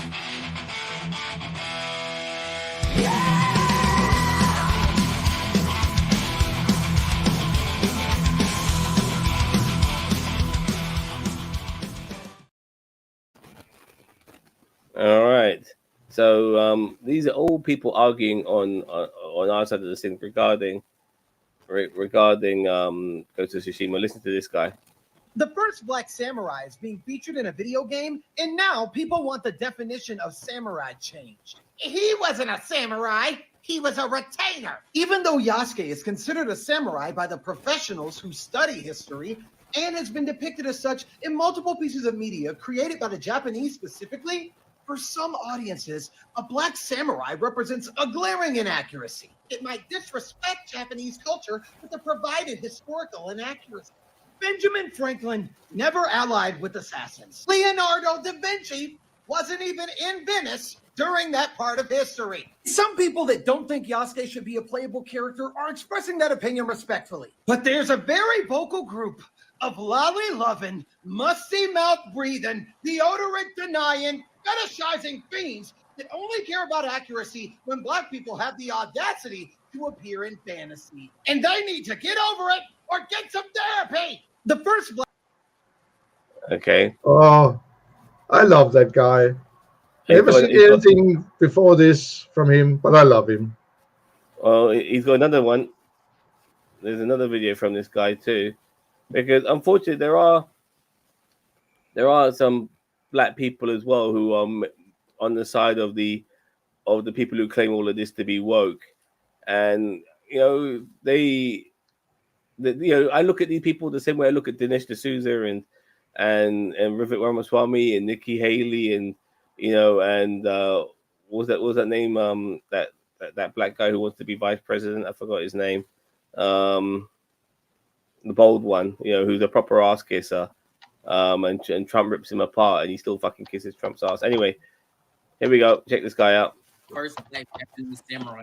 When in actuality, he was not even a samurai. Black people don't require an explanation to exist in fiction. They made the Pope a wizard, but when a black guy shows up, suddenly it's Exporting of woke cultures to other nations is the real colonialism. a story can span an entire galaxy. But when that galaxy has a black person, suddenly it's Star Wars is officially woke.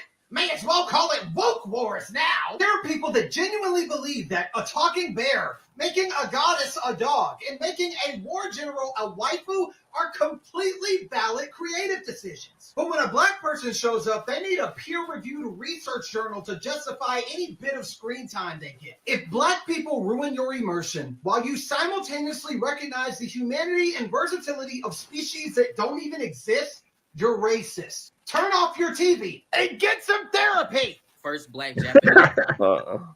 Love him.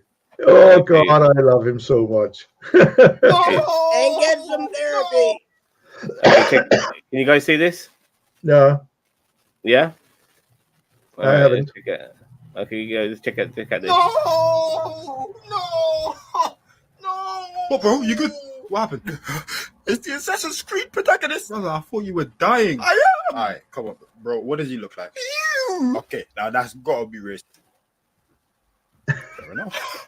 What are you being so dramatically reactionary for, bro? It's a game Set in feudal Japan. So why is the main character black? Wait, but I thought there were two main characters and one of them was a Japanese woman. Why do they keep forcing Okay. this wokeness down our throats? But why are you so mad about it, though? They've never done this before. Assassin's Creed 2, Italian man in Italy. Yeah. Assassin's Creed 3, American man in America. Okay. Assassin's Creed 4, Assassin's Creed Unity, a French guy in France. It's like, All right, but you do play as a Japanese woman. Like, she's playable. it's almost as if they're ignoring Oh, okay. the existence of Asian males. But something tells me there's going to be a lot of them in the game. But why not make them the forefront of their own game? Well, Yasuke is a famous story, and they might have wanted to differentiate it from Ghost of Tsushima. See, but why couldn't they have made it exactly like Ghost of Tsushima, though? If you want that, why not just play Ghost of Tsushima? And this is no time for logic. I'm outraged. You're kidding, right? It's an Assassin's Creed game. They've always had real people. But not playable. They're changing things. Why is that a problem? What are you so mad about? I said I wanted to play as a ninja, not a No! I love it, love it, love it. Oh god. Yeah, so yeah, well there you go, Rickby. I think you've That's been right. you could, there's nothing you can say because people have like anytime a black person is anything, oh no, cultural appropriation. You could be white, no problem. There's no issue. Black people existence, cultural appropriation, and that's what pisses me off because if I'm in anything, cultural appropriation. People are. I hear people in the comments like for the new Doctor Who. I have no problem with black people, but they should be in there because they're a good actor, not because they're black. And I'm thinking to myself, were you there at the fucking process where they were fucking doing rehearsals and shit like that? Were you there? Of course you weren't fucking there. You just all this shit. All of a sudden, a white person, no problem. It's the same with the dickhead Charlie Kirk and shit like that. They see a black guy fly a plane. They have a problem with it. They want a white guy, no problem with it. Like, shit. Are you that narrow-minded, that stupid? If a black guy is capable of flying a plane, but he's qualified to. And these are people like you, Rick B. It drives me nuts. Go on. Well, back in Second World War, they were flying B-17s out of southern Italy to Berlin. They had a loss count of like 75 to 80% when they were covered by white pilots flying the P-51D Mustang. And they moved those pilots away from that front and moved them west to France at that time. And there was only one squadron that could do their job, covering these B-17s. And they were called the Red Tails. The Red Tails was the Tuskegee Airmen. And each and every one of them was black. And as soon as they started escorting the B-17s for the last 9 or 10 months of the war, the loss count of these B-17s fell to 0. Yep. 0. And I can tell you why. The white pilot dudes, they were all about egos. They were all about, I have to kill as many Germans as I can so I can be named an ace. The black pilots were all about, I want to protect the bombers at any cost, even my own life. Yep. So fuck the white dudes. And they were even forced to, because if they for 1 second showed what someone could even perceive as weakness or cowardice, they would have painted everyone there the same because they're all black. Exactly. So they were, I remember seeing the movie, Tuskegee Airmen movie, Red Tails, and I knew about them already because I've been flying combat flight simulators for 20 years. And one of the planes I love to paint in each and every one of these combat flight simulator editions was the Red Tails. And I painted them for 2 reasons.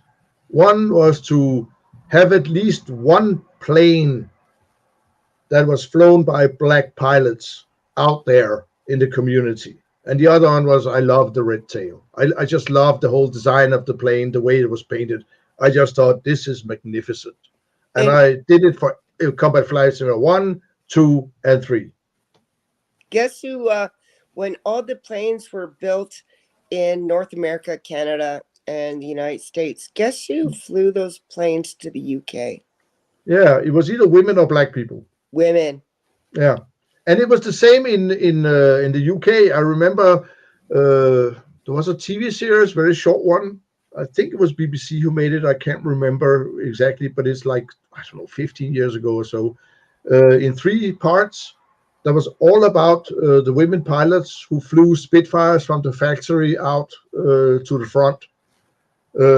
Even flew them when they invaded after D-Day. They even flew them all the way to France. And there was a Russian squadron, I think, or maybe even bigger, of female pilots that did go into combat. And I can't remember the nickname, but it included the word witch. Exactly. Because the Germans were frightened of them. Yeah. And they came at night. Yeah, they were called the Night Witches, actually. Okay. Okay. Comment here from Rick B. Why do people have issues with black zombies in Resident Evil 5? The game was set in Africa. Apparently, well, because the main protagonist happened to be a white guy with blonde hair shooting the shit out of all these black people. It felt a bit weird, maybe you had a local black cop, which I don't know why they couldn't have done that. Yeah. It would have been a bit more balanced. But no, we got to get the white guy shooting all these fucking black people. Yeah, and we're still at this era, Rigby, where if you can't see between the lines, then you're blind. To be fair, the loss rate for any bomber during World War II was about 71%. Exactly. I'm sorry, no offense. Another point. Move on. Mustang is a beautiful piece of machinery. Nothing else like it.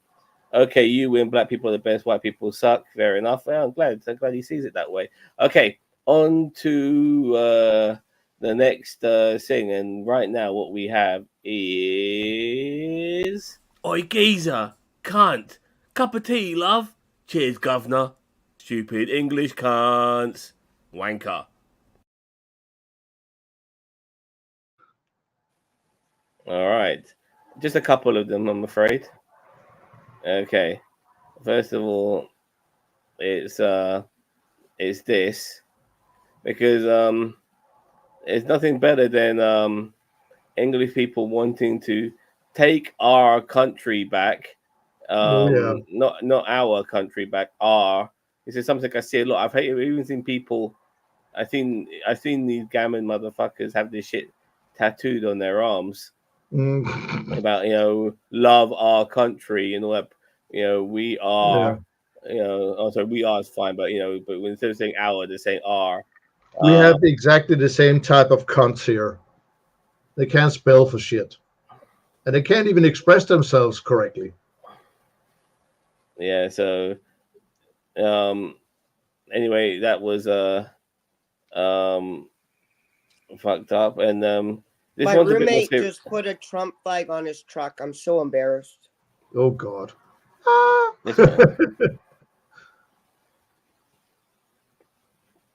So now you have a black man killing Asians the Asians he's killing are part of the Templar Order. These are bad people. He's not killing every Asian in sight.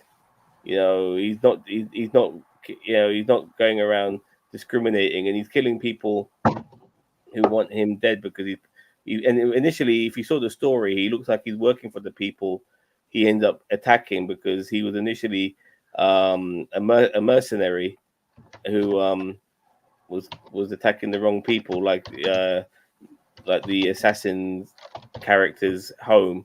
And I think he turns around and starts attacking the very people he was working for. But anyways, check this out. Rick, that was one hell of a straw man. Here we go. From Birmingham, Jason and Mark Joyce actually started a fight in a bowling alley with the whole family who were just there to have a bowling party, and even pulled out a machete on them, all because the family happened to look over at them. Now, the brothers who are illiterate and don't have jobs, who have not tried in any way to try and better themselves or better their lives, have been told by a judge the solution to this is that you get a job.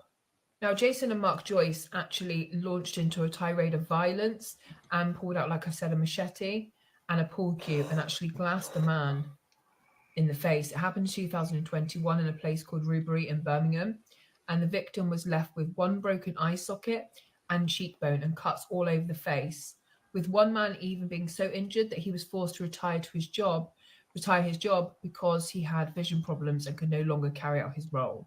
What I can't understand, despite the fact that all throughout the trial, the brothers actually just mocked the whole court process, mocked the victims, had to be told to settle down several times. They're 20 years of age, old enough to know better, and yet they got a suspended sentence. What you've done is so violent, and these people just looked at them, that's all. So what are they going to do to other people who actually call them out or get in their face or any other kind of instance? Like, this is ridiculous. They got 18 months detention, suspended for 2 years at Birmingham Crown Court, and was ordered to pay £2,250 in compensation, which they've got fuck all money. And they were also ordered to carry out 175 hours of community service. Like, this is just not good enough. So I would like that judge to be asked this question. You're bowling with your family. Someone takes out a machete, threatens your family. Should they get what as a punishment? Told to get a job, sir? I don't think so. You'd change your mind really quickly, wouldn't you? Who the hell would want to employ those wankers in the first place? You know, nobody would dare to touch them. They're absolutely nuts. And the fact that people like that belong behind bars, they are a danger and a menace to society. They don't give a shit. And once they lose their freedom and they realize that they will maybe want to change themselves from within and not change because they'd be punished, but genuinely want to change themselves, then maybe there's something there. But that's never going to happen while you let them out and they feel that they can take advantage of the system. And it was proven by their attitude in court. They don't even want to change, really. You don't want to change. Yeah, and the even though those two kids, those two twins, are stupid English cunts, and they're not kids. They're 20 years old in this country. They're adults. The stupid English cunt in this particular thing is, as you mentioned earlier, Chris, is the judge. To let these people roam on the street, and go on, Volk. We had a case here. What is it, like 3 years ago? Two white guys beat a black man until he died. And it turns out that these three guys knew each other. They were part of a small crime gang thing. But they beat this guy senseless first, and then they beat him more till he died. And these two guys were neo-Nazis. They were members of a Nazi organization thing. They were also member of some kind of white supremacy kind of thing. And when this thing went to trial, we have hate crime laws here in Denmark. Guess what was not used against these two white dudes? Hate crime. The hate crime, yeah. Because if they had used a hate crime, both of them would have gotten 12 years in jail. What they got was one of them got 3 years and the other one 2 years in jail. And they're already out, both of them. Can I say two really quick things about this? First, they claim to be neo-Nazis, but when it's convenient for them, they'll take on a partner that's black. So they don't even have convictions for what they say they believe in. Nope. Pathetic. Second of all, if you're going to kill someone outside of, say, the line of duty, and you're doing it because you're a criminal, and the more psychotic and the more dehumanized you are, as you're lesser caring person, is the closer you get to that death. So if I shot someone from far away, yes, it's still murder. Yes, I'm a horrible person, but the shit it takes to get up so close that you have to beat someone with your hands, taking time, hearing them scream, that tells me that they are extra special assholes. Exactly. They are actually, if not sociopaths, they are psychopaths. Oh, for sure. Yeah. I mean, I have always thought that there are too many psychopaths in our societies that are either in power or in crime gangs. And we are way too lenient with these psychopaths. Yeah. Way too lenient. In my eyes, there was this guy, it was when my son was around 6 years old. I lived 300 meters from a horrible, horrible murder. A white dude, beat the living shit and killed a woman and her two children, an 8-year-old boy and a 10-year-old boy. No trace were ever found of these three. Not anything. Only blood spatter in the garage where he apparently dismembered them before getting rid of their bodies. He was committed, and he is still in jail. And my son is now 32 years old, so that was like 26 years ago. He's still in jail. Good. He changed his name, but he's still an ass cunt. Yep. And he needs to be never ever let out into society. Yeah. The funny thing is about this dude is that he actually lived in the United States with his mom and dad for a while he was an adult, and killed his mother. And it was proven that he killed his mother. It's not an alleged crime. Right. It's a real crime. He beat the living shit out of her and cut her throat with a kitchen knife in front of his dad. And in the United States, instead of punishing him for the murder he committed and sending him to prison, they put him on a plane to Denmark. Thank you very much, United States of America. Did they tell you? Nope. If I They were just put him on a family, plane. They deported him. You know, people got to realize that psychopaths cannot be rehabilitated. So Nope. if you're a psychopath in society and somehow you manage and you're just not a nice person, as long as you're not breaking a law, cool with me. But as soon as you start breaking Exactly, laws, Daniel. you got to realize they're not going to be rehabilitated. Never, ever. You can't, because there's something so wrong with them in their brains, the way they are wired in their brains, that the only cure, if you want to be very blunt, the only real cure for these people is a bullet to the brain. Period. Okay. Just the way it is. Or keep them behind bars. Or keep them Okay, behind guys, bars. let's go on the next clip, and let's try, when we start elaborating on things, let's try and keep it a bit shorter, yeah? Okay, Right first on. of all, Rick B, I just looked up Judge Bond, acknowledged that he could not lock them up because the 3-year delay in the case had saved them. That doesn't make any sense. It doesn't make any sense to me either. I don't understand this, but that's the thing when it comes to things like legalese, it's beyond my understanding.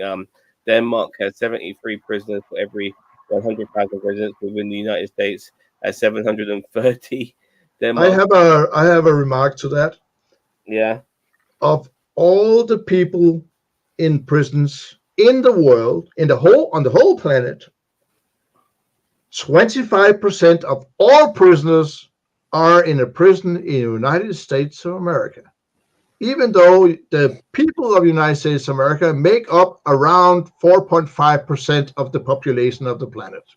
Land of the free, by the way, but they have for-profit prisons, which means corporations can put American citizens in jail for money, which they get off the government. And that's supposed to be the land of the free. It's land not of the long free. ago. My It's not arse. long ago, about 10 years ago, an American judge was sentenced to 28 years in jail.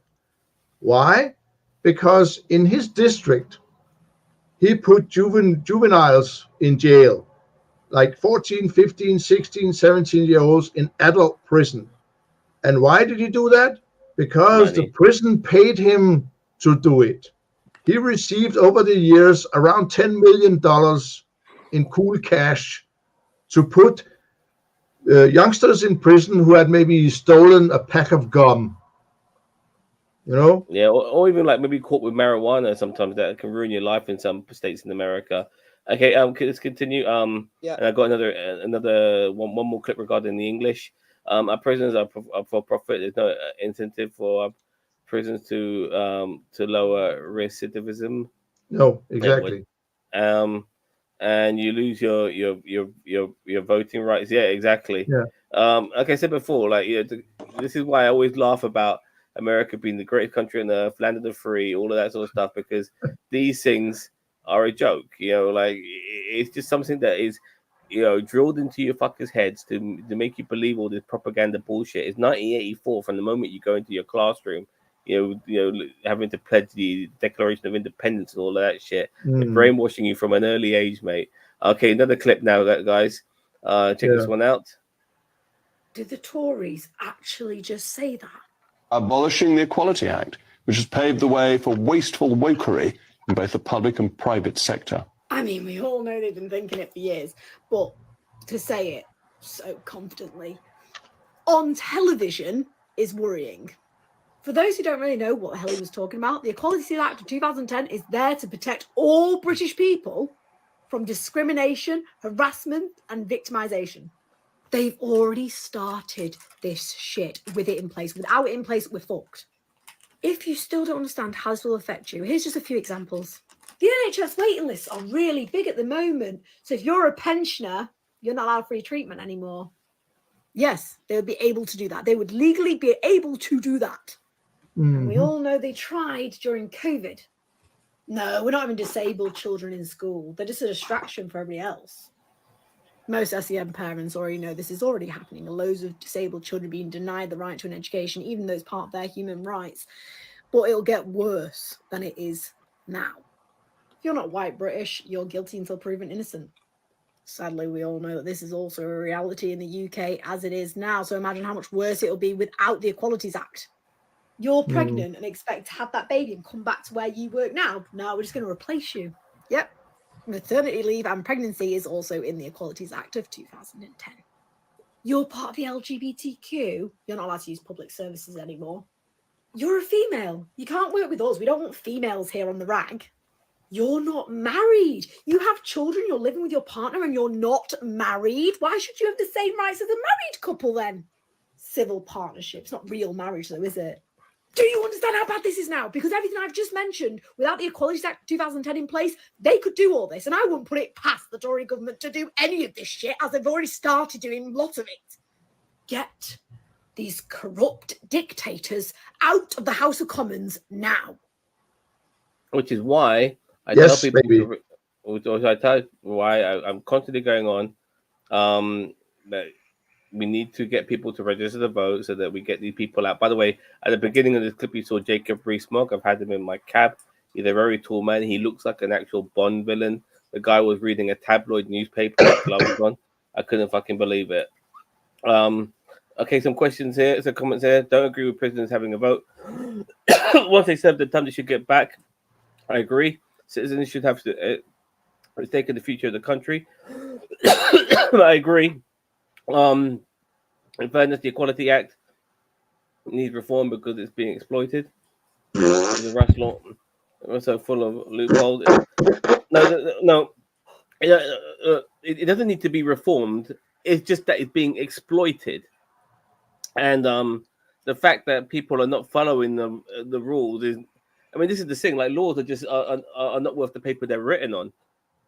You know, and some of these things remind me of what's happening in the States, because they, you know, in certain parts of some conservative states, you know, they don't have these particular levels of equality. And if they don't like the fact that you're not married and you have kids, they can discriminate against you for shit like that. I mean, for fuck's sake, you know, if they don't want to fucking sell you condoms, they can do that in some, I believe, in some parts. Yeah. So, Plan B, or if you're an atheist, they don't want you to teach in their school.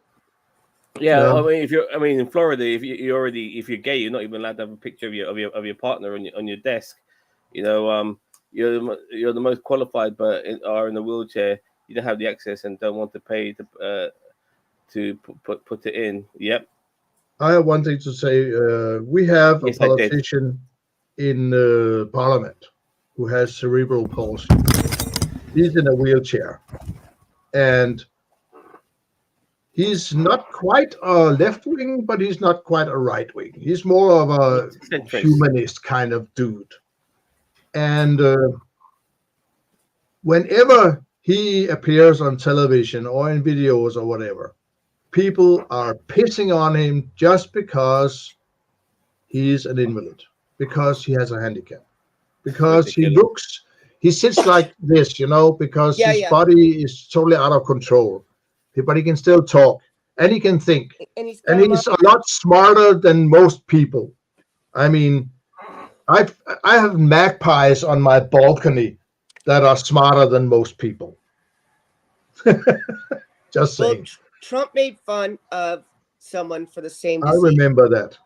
And if I had that guy in my car as a taxi driver, I'd do a lot of real quick break-in, all of a sudden, the whole ride. So he'd be like, well, as much as I would love to do that, there's a reason why I'm 5-star, because look,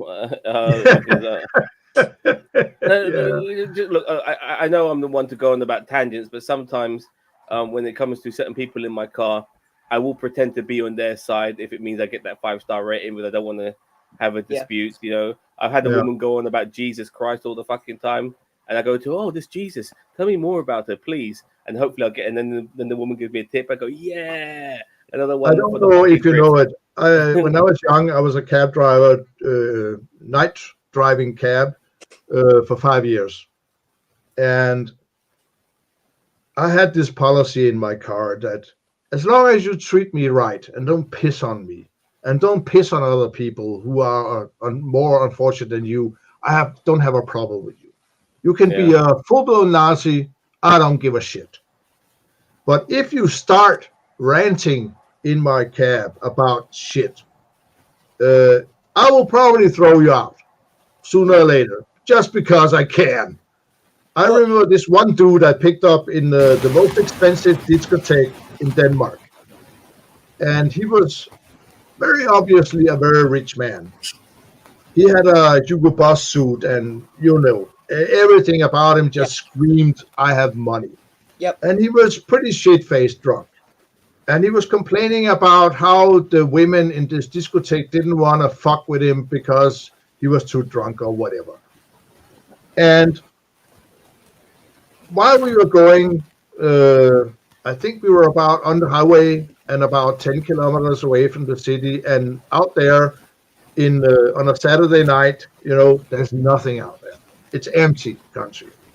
There's this restaurant that is closed in the night out there. There's a big parking lot. Mm-hmm. And when I had enough of him, I drove into this parking lot and went around the cab, grabbed his coat and pulled him out of the cab and threw him on the ground and drove away at 2 a.m. in the morning. And this was before the cell phones. So he couldn't call a new cab. I don't know how long he was there in about 10 degrees Celsius, which is very cold. Yes. And I didn't care. Yeah. Fuck him. Yeah. I knew if I had talked him, sort of played into his shit, he would probably have paid me 100 kroner in tips. But I was thinking, it's not worth it. I'm not.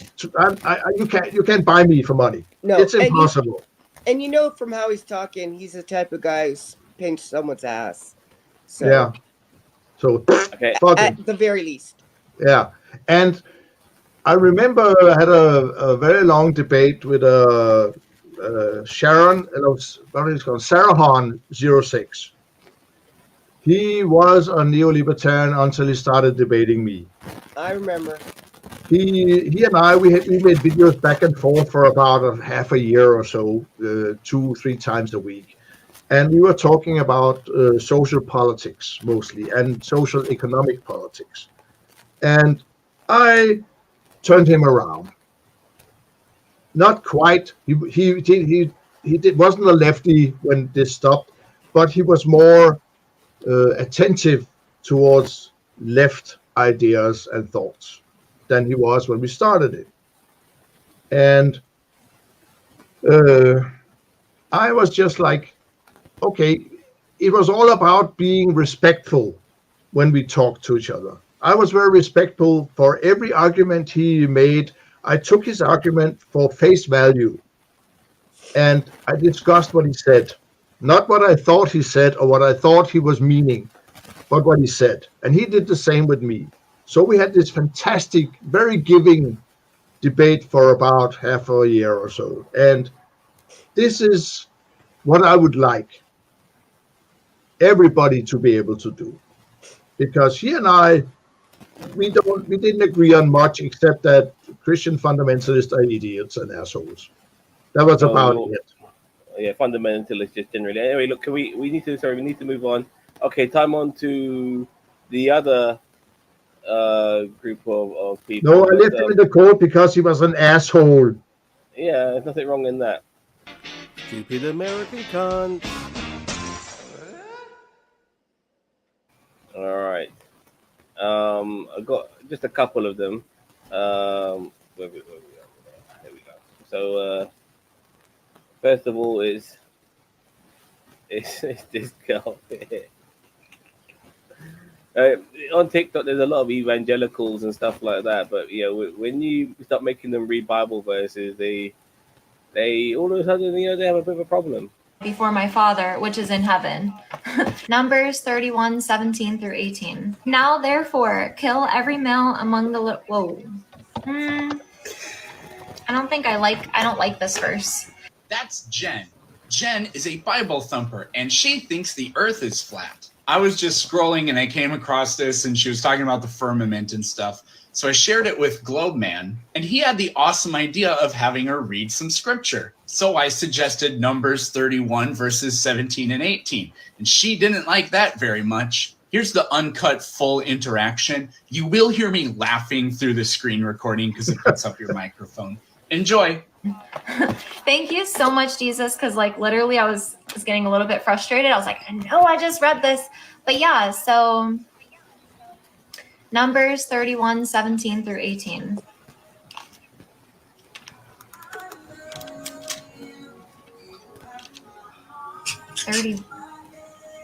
Not familiar with that verse. No, she never read the Bible, actually. Yeah. They Probably never she had. can read.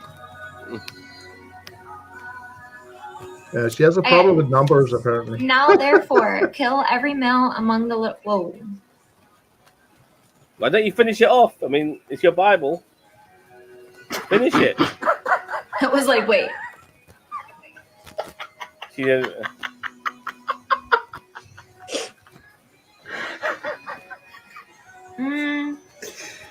I don't think I don't like this verse. I was How like, come you wait, don't wait, like it? hold on. I'm like, yeah, yikes.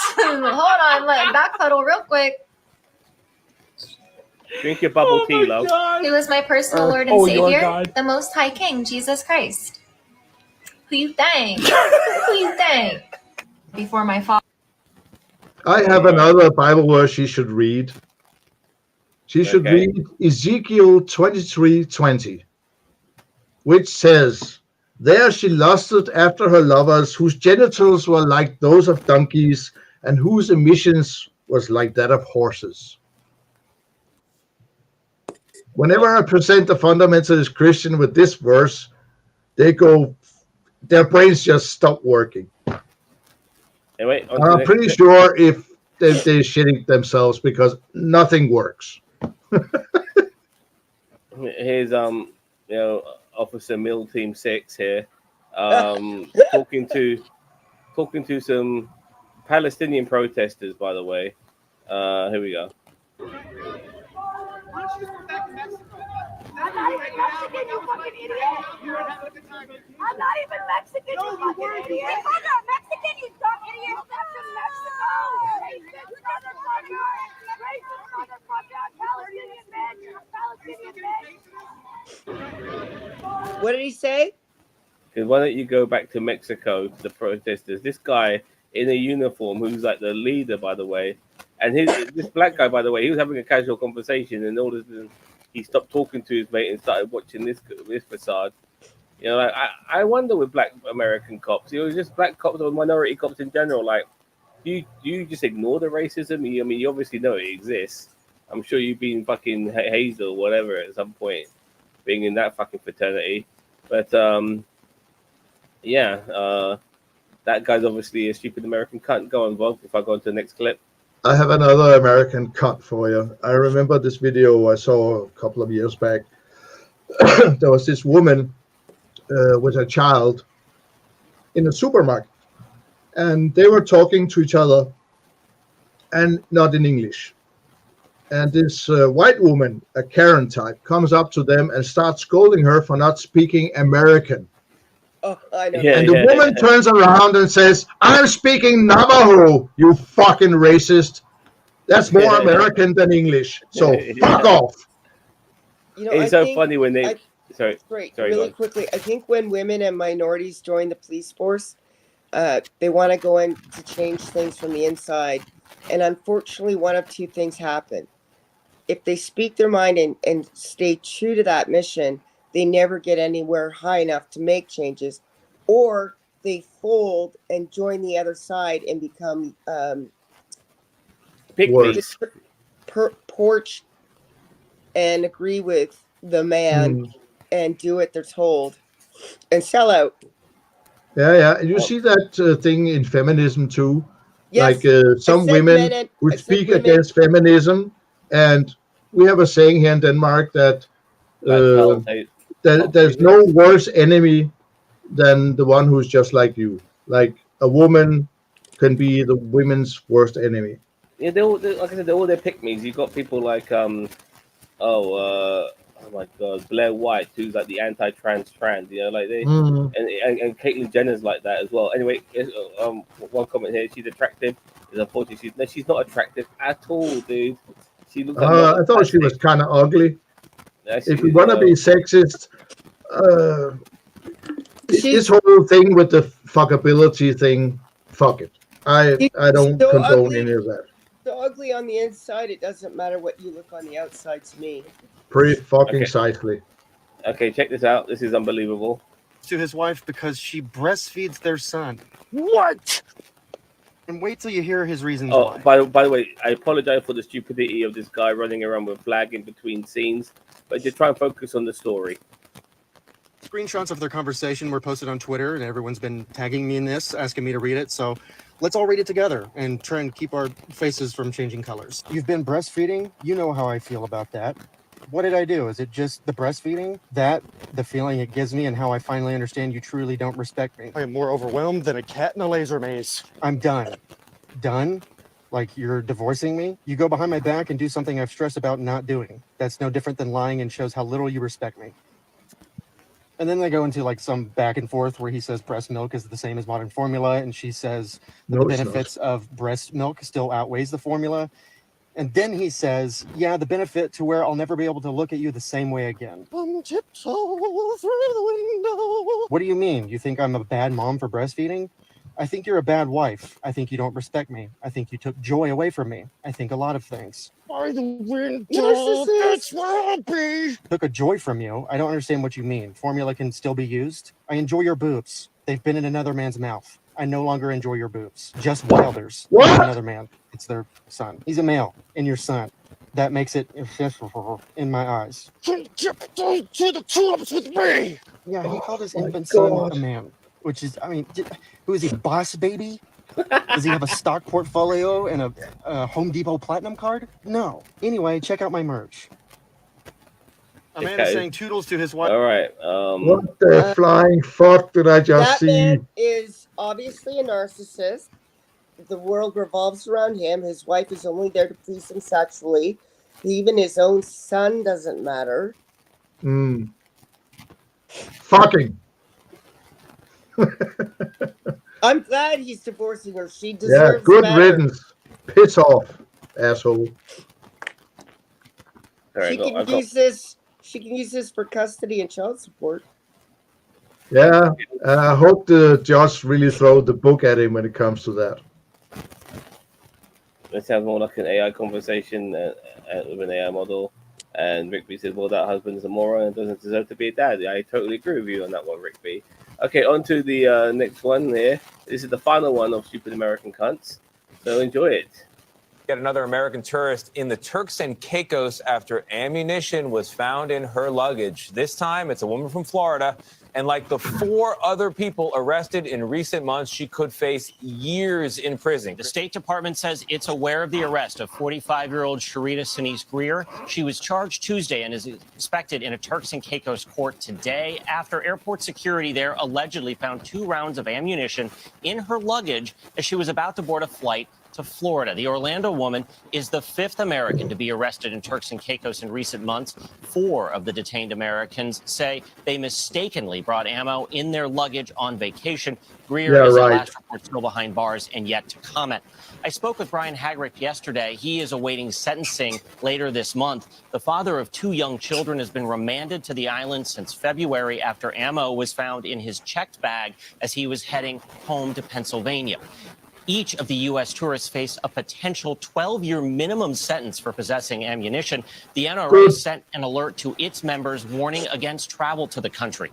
Possessing either a gun or ammo is prohibited on the island, but tourists were previously often able to pay a fine. That changed in February when a court order required even those found with extraordinary circumstances to face mandatory prison time. The arrest of yet another. Absolutely good, in my opinion, too, because I don't know. There's no remorse. I feel no remorse for these people. You're a fucking idiot. Nothing. You know, You're an idiot. Fuck you. Have ammunition, and you go like. I mean, in a way, it just kind of shows you how lax gun laws are in America. That people just, you know, the ammunition is left in their luggage like loose change. You know, absolutely ridiculous, man. So stupid. You get years behind bars. And hopefully, this will. I have a story when Christine is finished speaking. Sorry, Zam, go ahead. I want to go next. No, I'm just saying. I hope this sets a precedent that other stupid American cunts are not this lax when it comes to leaving ammunition in your luggage. What the fuck? Go on, Chris. Okay, So the NRA is like sending out a warning not to go to Turks and Caicos. I don't know. Why not send out a warning saying, don't have ammunition in your fucking bag, dumbass, no matter where you travel to. Yeah, no shit. And not only that, did you notice the one guy that's in jail? And I don't want to paint everyone with the same brush, but I'm gonna make a guess here. I couldn't really see the screen, but it looked like his wife might be Filipino. Mm-hmm. Or mixed race, maybe. A lot of older white men go online and buy things, including the extremely poor, so that they can have a family, because they couldn't find a woman that would put up with his shit unless they were desperate.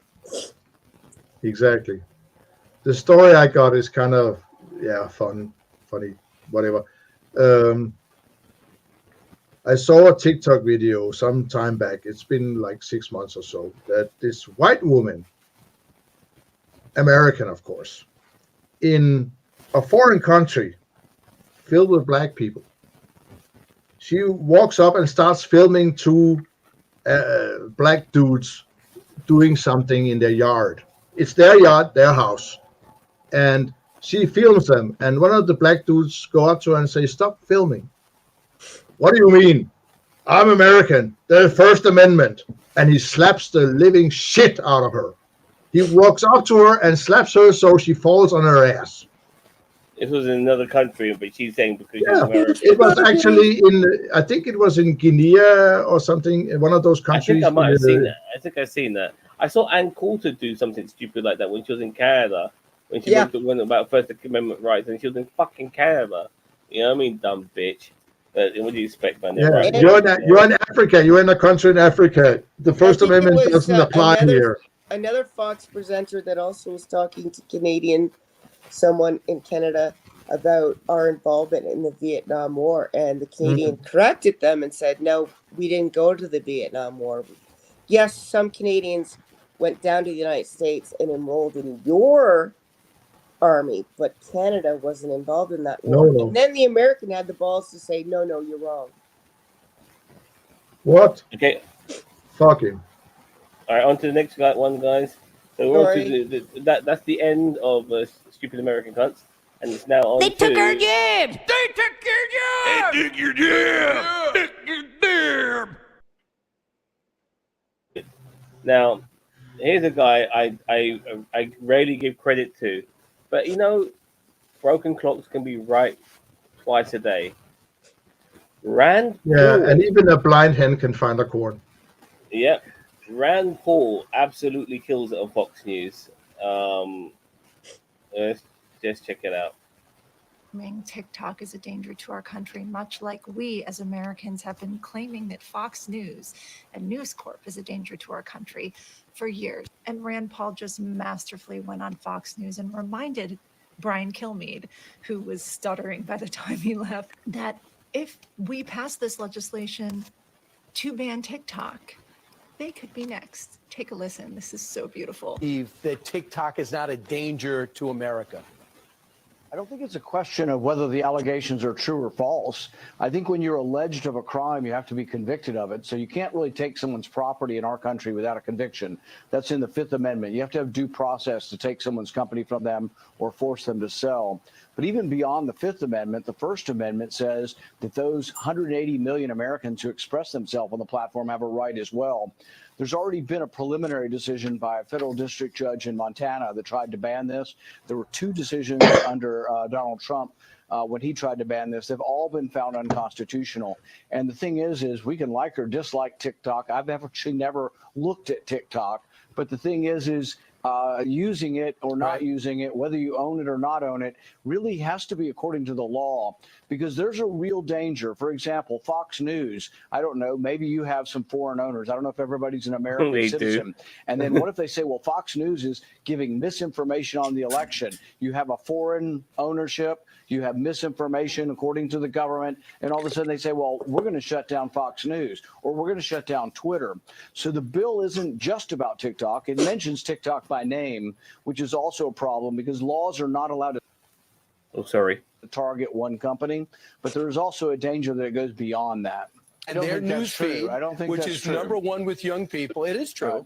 The But number even one if with it young were people true, even if it is were true, now. Brian, it's an allegation. You are making allegations against a company Okay. owned by Americans, and you have to prove it in court. Who You can't owns that just make- company? Who owns that company? ByteDance. ByteDance is owned by China. 60. No, it's not. See, that's a lie. You're defaming the company. 60% of it is owned by international investors. 20% is owned by the software developers who are Chinese, and 20% is owned by the employees, 7,000 of whom are Americans. So it's a Who complicated controls the ownership, algorithm? but it's not owned by It's the not about government. profits. Who owns the algorithm? TikTok owns their own algorithm, and it's actually and who not in owns China. TikTok? ByteDance. And Right. who owns and who ByteDance? owns The Chinese ByteDance? government. No, they don't. See, you've just told a lie, Brian. You can't say on TV something that's a lie about a company. Okay. That is an out-and-out lie, and it's provably What is a false. And they're not owned by the Chinese government. TikTok is owned privately, 60% by international investors. ByteDance controls the algorithm. That's all that matters. You're talking about profits. Let me finish. I've been listening to you. Let me finish the answer. 60% is owned by international investors who have made investments in this.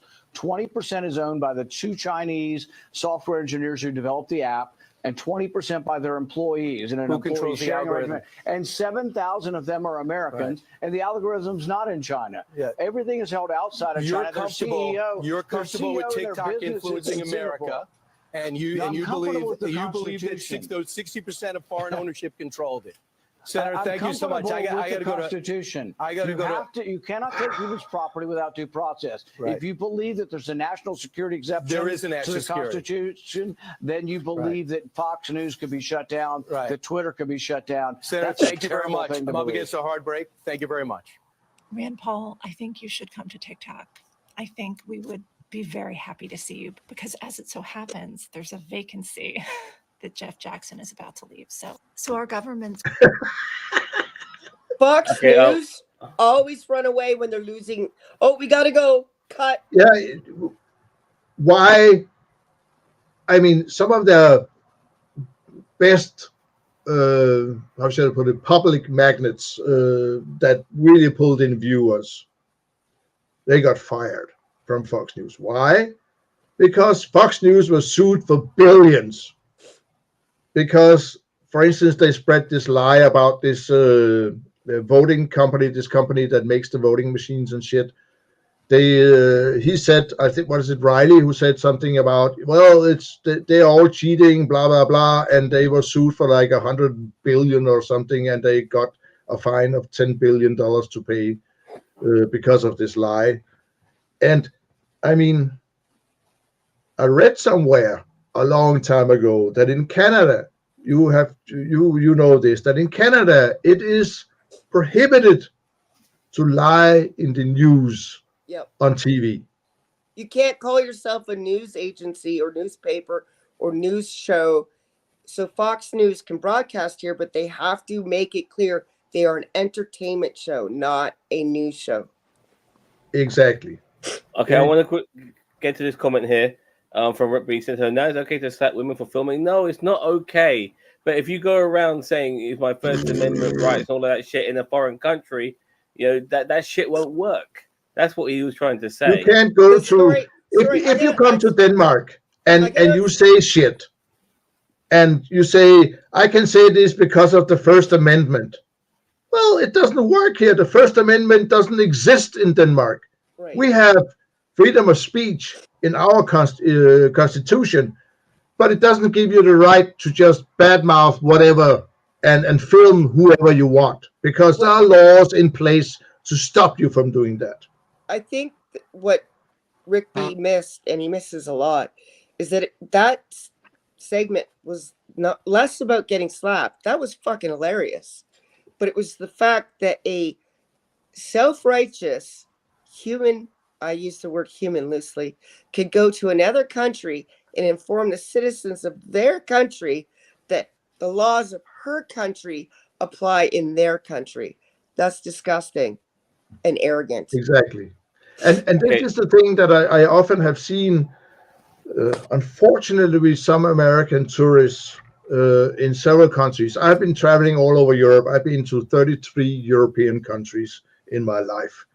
And there are two kinds of tourists that I loathe and despise. And that's the one is the German type who are a little older than me. I fucking knew it.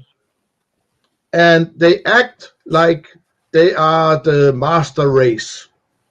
They come with their camping cars, their RVs and shit, and they just can totally destroy the whole mood in a camping spot. Yeah. One family. I knew you'd say German. That's one of the tourists that I hate and despise. The other one is the self-righteous pieces of white shit, stupid fucking Americans that come to another country and act like they are at home and can do whatever the fuck they want.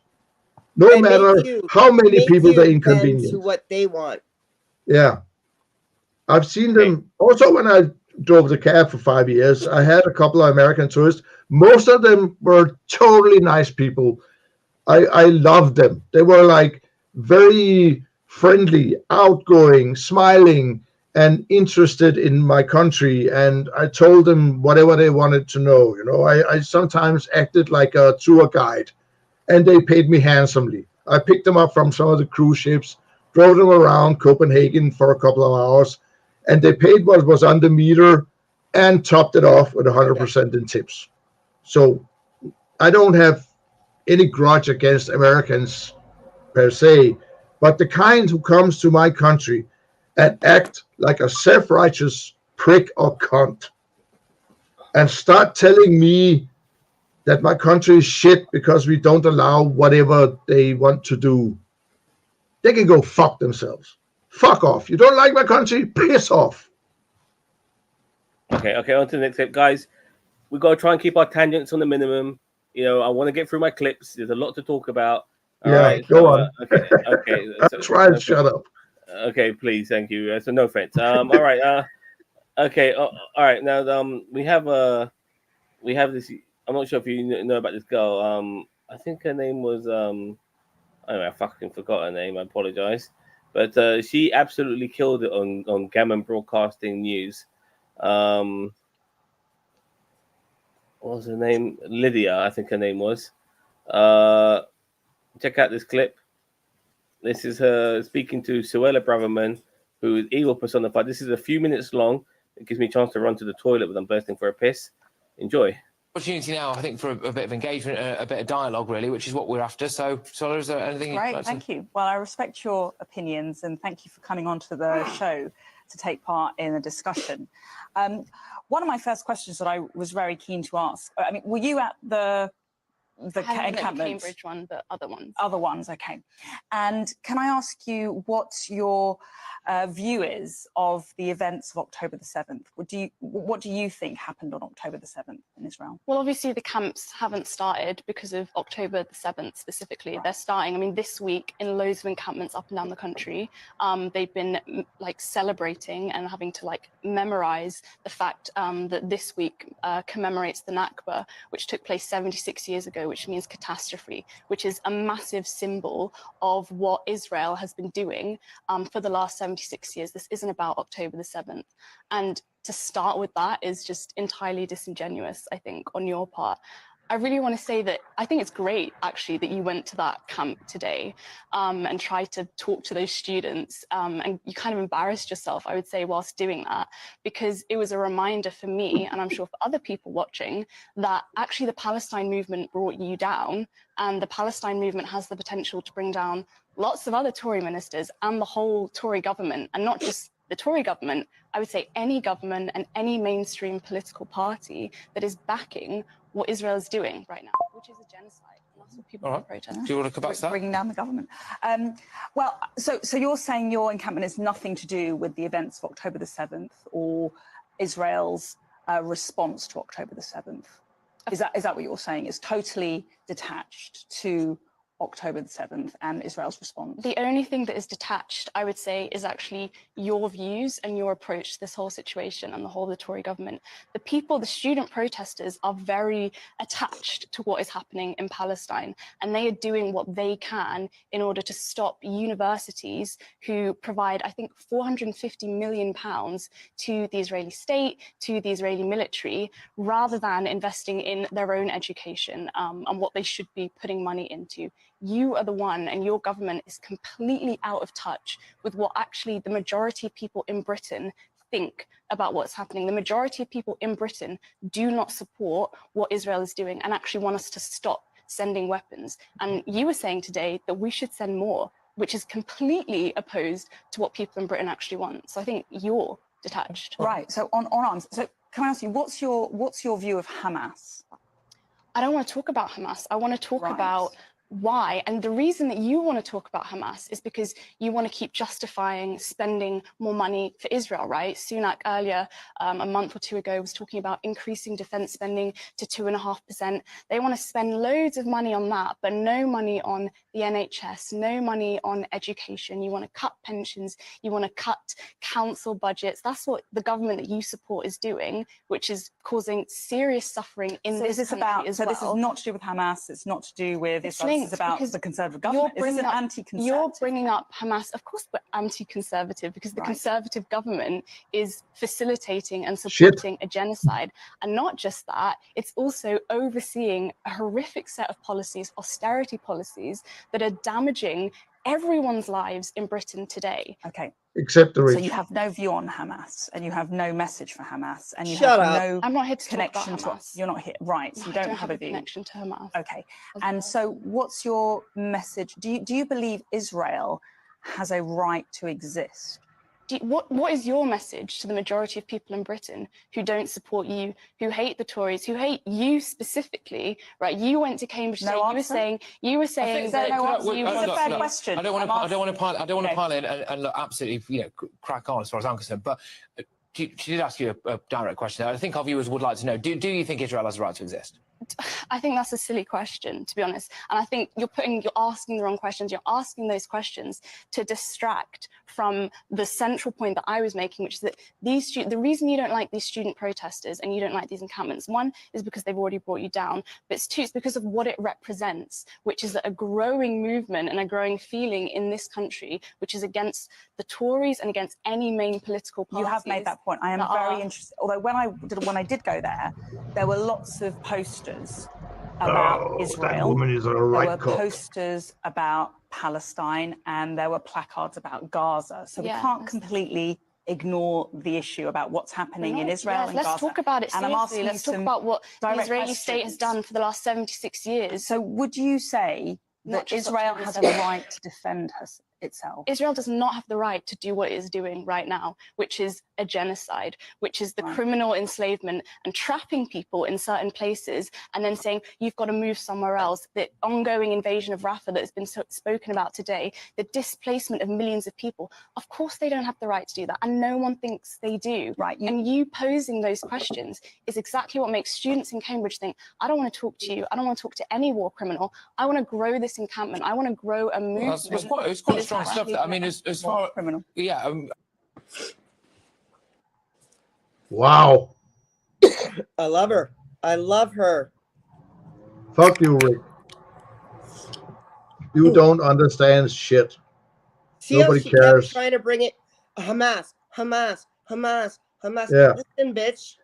We see the same thing here with let me give you an example.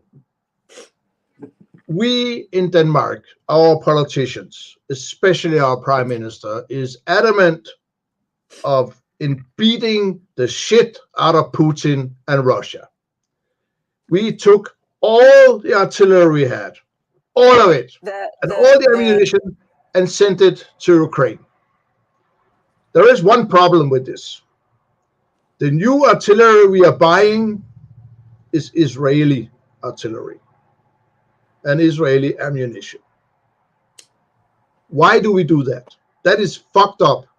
And it's also fucked up that the Danish government is supporting Israel in any way or shape or form. That is hypocrisy of the highest level. We hate what Putin is doing in Ukraine really a lot. And our prime minister has been, I mean, we have sent, compared to the size of our population, we are the biggest contributors to Ukraine when it comes to military equipment, money, hospital equipment, ambulances, fire trucks, you name it, we have sent it. And no other country, except maybe Estonia, has put up such a big amount of help to Ukraine. And at the same time, we condone what the fuck Israel is doing in Palestine, in Gaza. It's in my head, that's like hypocrisy times level 9,000. It's totally fucked up in my head. And I have put up a new hashtag on Twitter called Hypocrite Pig in Danish. And I use it against all these politicians that are supporting Israel. At the same time, they're supporting Ukraine. Because what Putin is doing in Ukraine is genocide. And what Israel is doing, Netanyahu is doing in Gaza, is genocide. I cannot see the difference. Yes, there was this October 7th thing, but 76 years of oppression, stealing their country, going in, burning off olive trees, Palestinian olive gardens and olive plantations, and taking their land and shoving them into Gaza is just not right. It has never been right, ever. And in my book, what the Israel government is doing to the Palestinians is almost as bad as what the German Nazis did to the Jews during World War II. Or just a couple steps away. They are like this far away from being just as bad as the Nazis they claim to hate. This far. We're going back to the marches now. The issue of the marches, of course, everybody has the right to peaceful protest and expressing their views. But what we have seen, and I'd be interested in your views, is anti-Semitism. We've seen from the river to the sea, Palestine will be free. That is an anti-Semitic chant. No, it's not. For the eradication of Israel, the eradication of Israelis, and the eradication of Jewish people. No, you're a liar. You're a liar. On every single one of these mass protests, right, there is a huge Jewish bloc. In all of these encampments, the encampments that you went to today, even in Cambridge, talking about all this kind of stuff, the Cambridge group, Cambridge Jews for Justice, they said, you are weaponizing their identity to promote a culture war. And that's all this is, because you've got no actual real policies or statements or anything to offer people in this country. Let's be honest, the reason you're here and the reason you went today is because you want to be the leader of the Tory party. You're interested in your career. You're interested in promoting that. So that's why you come out with your life. Could I ask? I mean, this is, to be honest, and that's completely false to call the marches anti-Semitic. People don't believe that. I'm completely great about this. I'm sure most people are. But are you not just dismissing anti-Semitism there? Because there is anti-Semitism. I mean, I have heard anti-Semitism out some of these marches. I have been in amongst quite a few ones. Not the ones I was at today, absolutely, but quite a few of the ones that I mean, I have been, and quite often when you scratch the surface a bit, there are some anti-Semitic views. You might come across like you are dismissing anti-Semitism a bit. I don't think it does, because the thing is, like, let's talk about the broader context of this, which is Suella Braverman lecturing anyone about racism.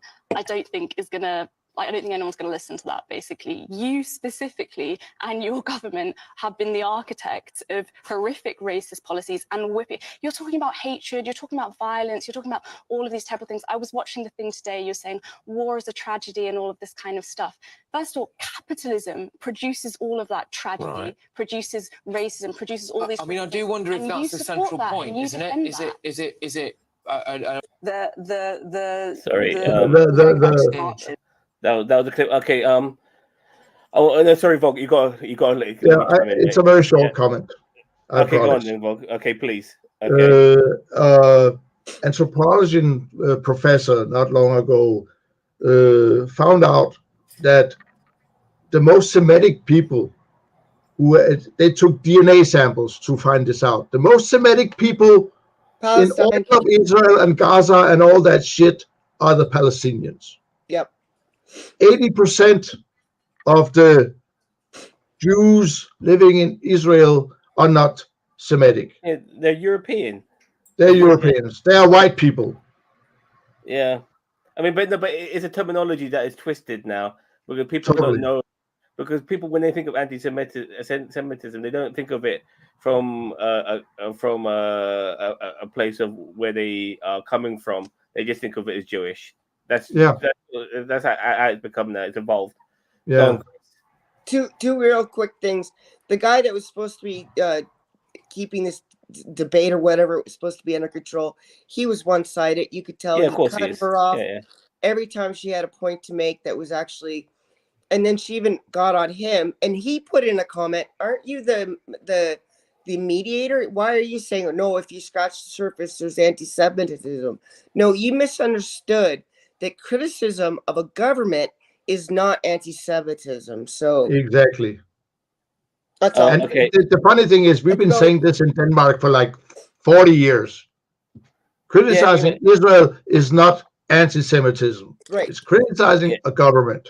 Yep. It's what Israel's doing is wrong, but it doesn't just like, oh God, you see, you've been caught up in the propaganda when you say shit like this.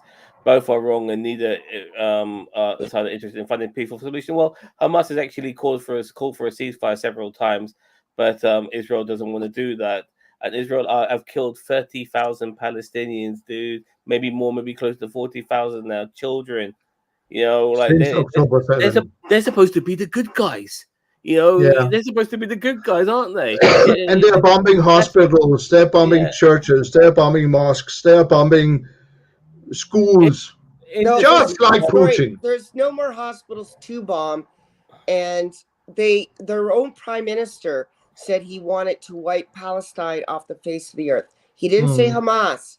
He said Palestine. Exactly. Anyway, sorry, Zach. Okay, guys, there's a lot of clips to go through. We're gonna switch gears now and talk about your best mate, Chris, Harrison Cuntface.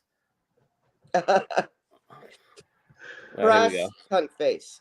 Oh yes. Great, drink water. Obviously, over the past couple of days, there has been a lot of discussion about Kansas City Chiefs kicker Harrison Butker and a recent speech he gave over at Benedictine College, which has pissed a lot of people off. I've already made a couple of videos about it, one on my main page, one on my second page, but in this video, I want to talk about something that's really bothering me about this whole thing. With all the noise surrounding Harrison Butker, the NFL released a statement that reads in part, quote, "His views are not those of the NFL as an organization. The NFL is steadfast in our commitment to inclusion, which only makes our league stronger."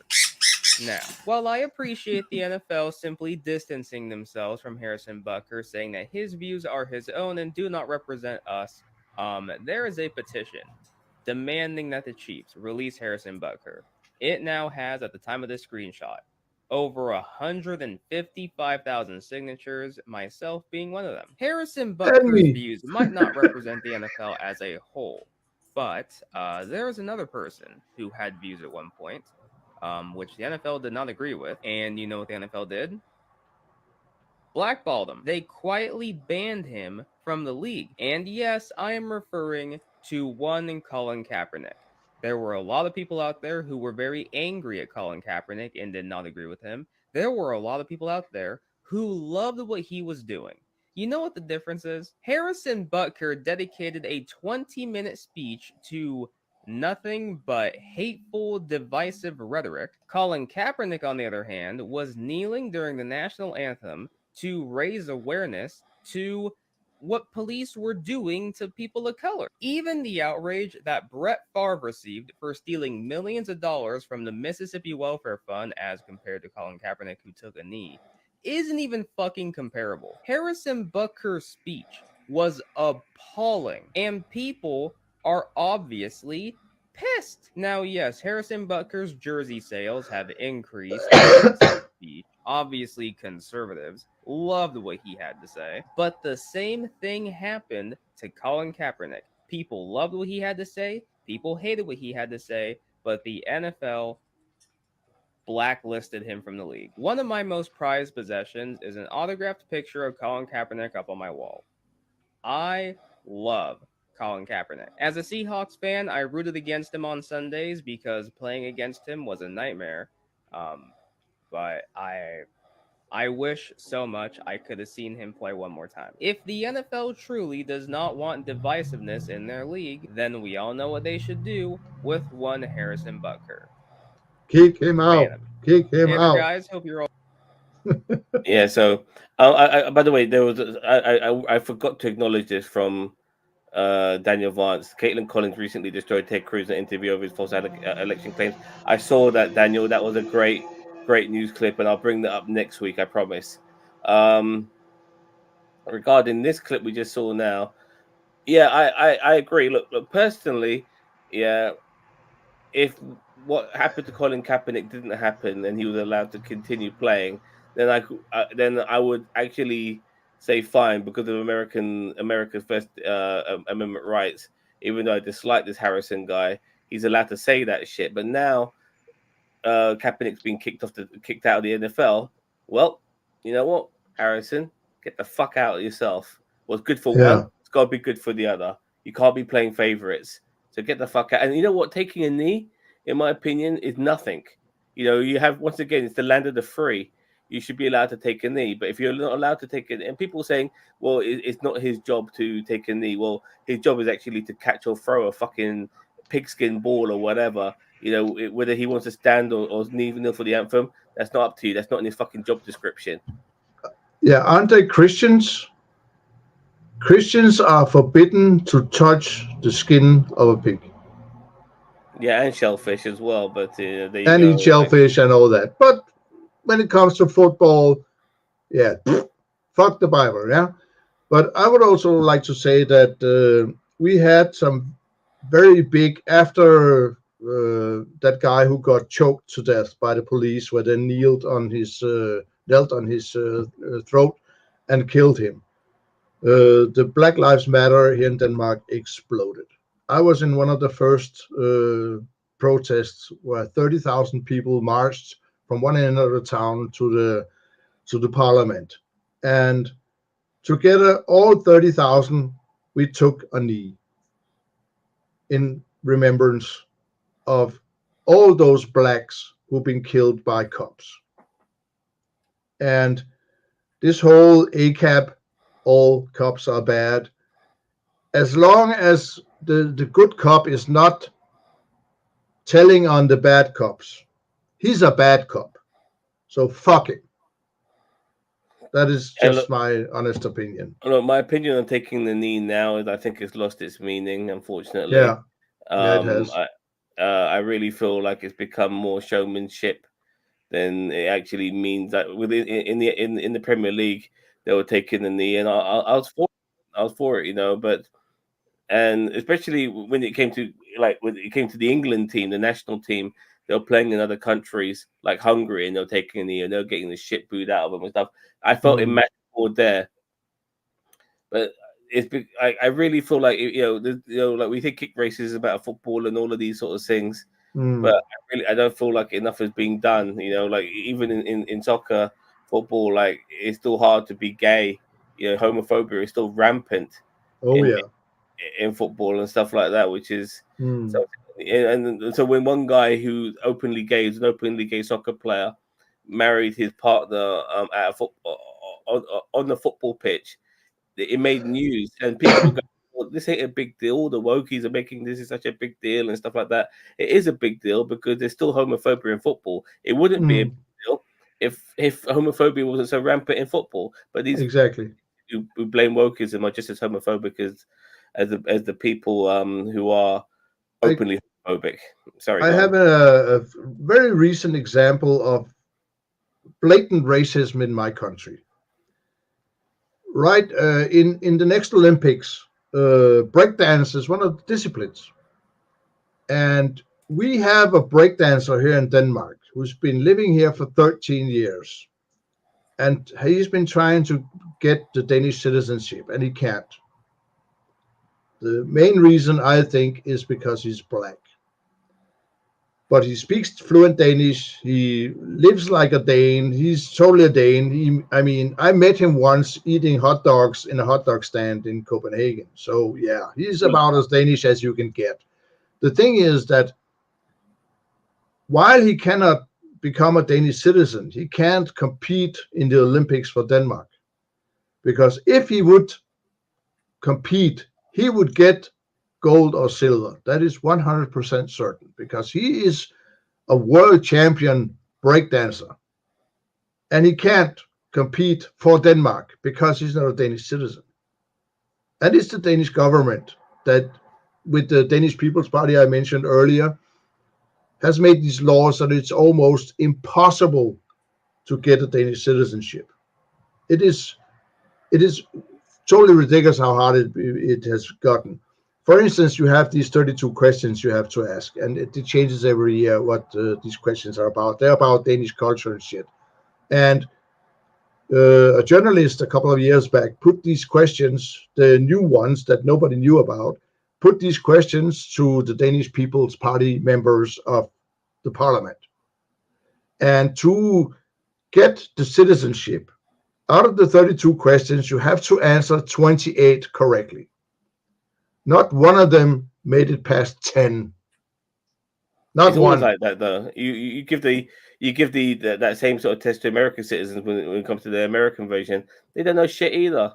You know, Nope. it's always been like that. Anyway, Sorry, guys. Sorry. There's another. Yeah, there's just a short one. There's another funny thing about these people, politicians from the Danish People's Party, is that they claim to be religious. They claim to be Christian. And a dude, he was a reporter. He's not now. He's works with something else. But he made a video about half an hour where he asked each and every one of these politicians, name the 10 commandments from the Bible. Not one of them made all 10. They made 3 or 4. I'm not shocked by that either.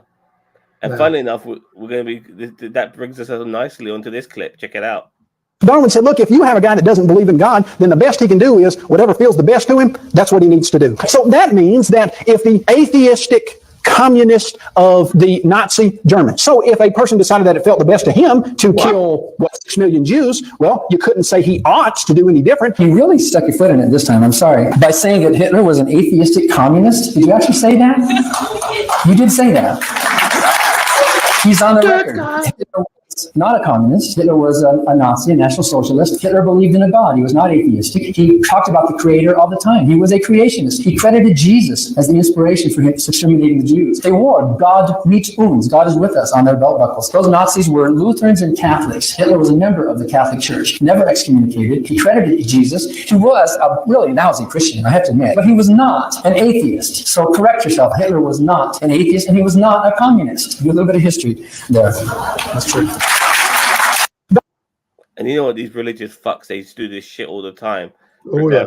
Hitler, about him being an atheist and all of this sort of stuff. All the fucking time. It drives me fucking nuts.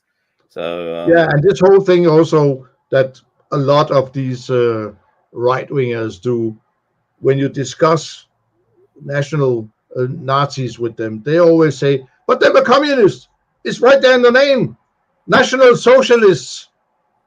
Yeah, but that was just a lie to get people to believe that they were for the people, by the people, and all that bullshit.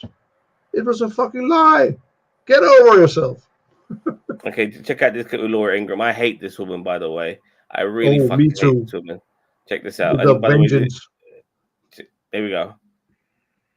It's always unwise to seek political advice from someone who gets paid $100 million a year to bounce a ball. So keep the political commentary to yourself, or as someone once said, shut up and dribble. They are literally singling out a player for expressing his constitutionally protected views on family, faith, and parenthood.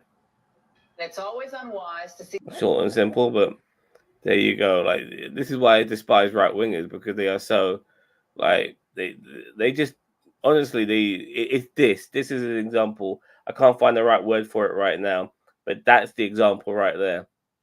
They don't stick to their guns when it comes to the word you're looking for, there's two: hypocrite and liar. Yeah.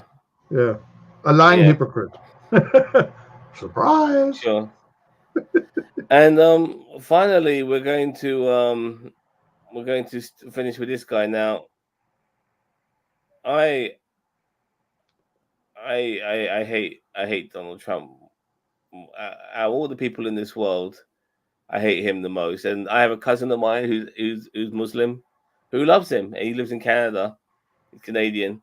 I've known him all my life, and I've been to Canada. We've met many times, and he liked Donald Trump, and he likes Vivek Ramaswamy and people like that. And I've actually told him all about the Muslim ban, and he tries to blow that off like it's not going to happen. You know, like I'm telling you, you like somebody who wants to ban you from coming to America. He goes to America quite often, and so how can you be cool with this dude? But he just is. But regardless, let me just show you what a horrible cunt. Oh no, not a horrible cunt. Not even vindictive, but somebody who's not aware enough to know what the right thing to do is, and he will still get love. Check it out. Take your time, Doc. Sorry. The premise is that there's somebody in the crowd who's passed out, dehydrated. Okay, so that's what's happening right now, and Donald Trump is trying to act very concerned. It's time. Some people waited here for 2 days. It's tough. It's tough. Thank you. Plenty of time. That's good.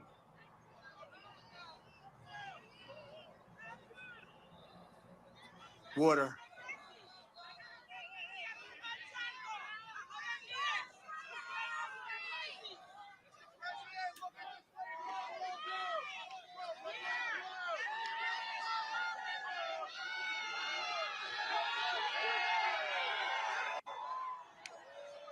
She all right? She okay?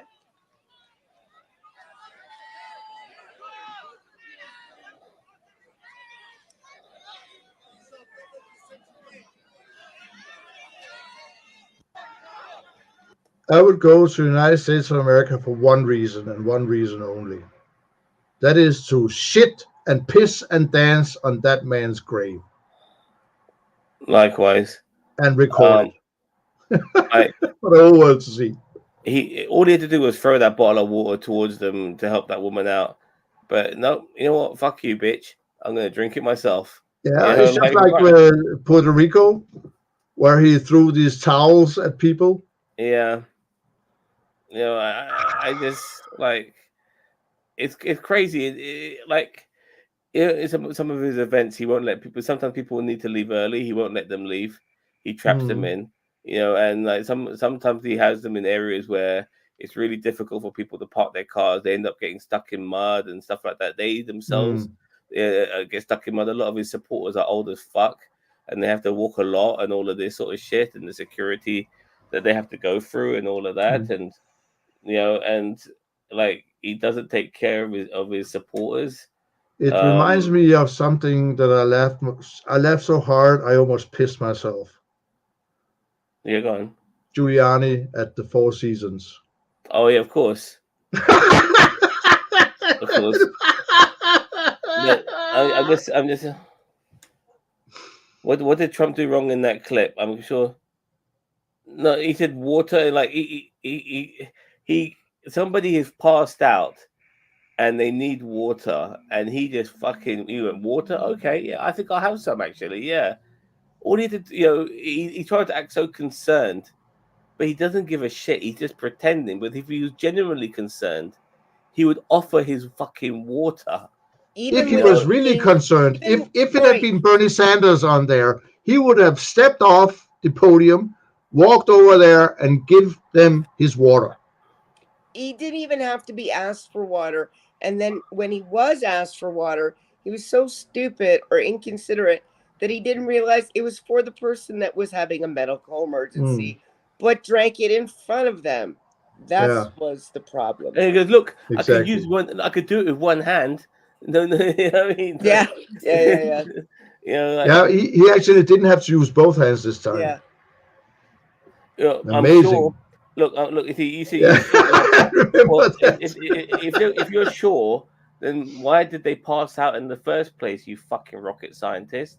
You know, he heard them yelling for water and assumed that they wanted to see him drink some. Yeah, because that's who he is. He doesn't care about people. He's never cared about He people. only cares about one person on the planet, and that is Donald J. Trump.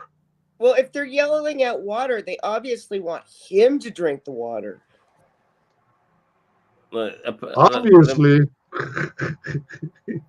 It says it right here. A person in the crowd passed out and is getting medicated. Donald Trump takes out a bottle of water and then drinks it himself. They said he was responding to the word water. Did you not think water? Water? Oh, okay. Yeah, I got some water. I'll drink it. You know? So, yeah, he doesn't think about anybody but himself. Man, you're giving this guy a pass, man. It shows you what sort of person you are, Rigby. Yeah. I mean, this guy, this convicted rapist, by the way. People, I like to mention constantly to my cousin that you're supporting a fucking rapist. You know, but fair enough. You know, you support your rapist, dude. That's the sort of person you are. So, Rick B, really quickly, Rick B, you either support a man that is so heartless that he wouldn't give water to a dying person, or so stupid that he doesn't realize he has to give the water to that person. Or, sorry, third thing, he's so self-centered that he thinks people want to watch him drink water. Yeah. Well, in one context, we do have as well, by the way, he's a rapist, and you support him. And that's He's a rapist, he's a fraud, he's a trickster, he's a con man. Convicted fraudster as well for what he did with Trump University. Yet you support him. Election denier. And he's also a lying sack of shit. And he got fined, what was it, $171 billion because he was lying about a woman?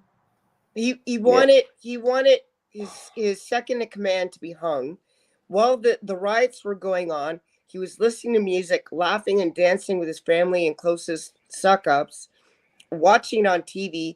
And when he was asked by the people that actually knew what the fuck had to happen to bring in the guard, he said no. Yeah, exactly. You don't support him at all, but you said you love Trump. I think you did that in the past. Anyway, all right, and I'm pretty sure that Rick B doesn't have a life because he shows up here every Friday. Yeah, so do I. No, I can't give. I don't want to say that because there's a few people who show up here every Friday. I don't want them to put them. Yeah, but he only shows up to piss on us. No, I'm fine with that. Because the funny thing is, Shredder, he actually stopped talking to us because of Rick B. Because we weren't kicking him out, and I'm thinking to myself, well, I'm not going to do that. If Rick B wants to chat shit and he's not crossing the line, then he's allowed to chat shit. He's allowed to have this stupid opinion. But and Shredder stopped talking to me and Penny over this shit. I couldn't fucking believe it, man. That's too bad. I kind of like Shredder. I like Shredder too, but honestly, fuck him now. Honestly, if this is the case, he can go fuck himself. Just because we let someone like Rick. Biden is worse. How? Give us an example. He's called us Nazis because we let this guy have an opinion, and then beat him up for it. What are you doing here, Bhakti? Do you not have a life? I'm giving my opinion. Yeah. I've been on 2 times out of 60. Yeah, fair enough. So fair enough. Eat my dick, asshole. I'm glad people show up. Show up all the time, guys. Yeah, we have different people showing up. So yeah, okay. So that's it. That's my clip's done. One more thing, actually. One more thing, just for jokes. This is something that is a variety of these. There's a variety of these things on TikTok. It always changes. Okay, but it's always check this out. Oh yeah, that painting. Okay.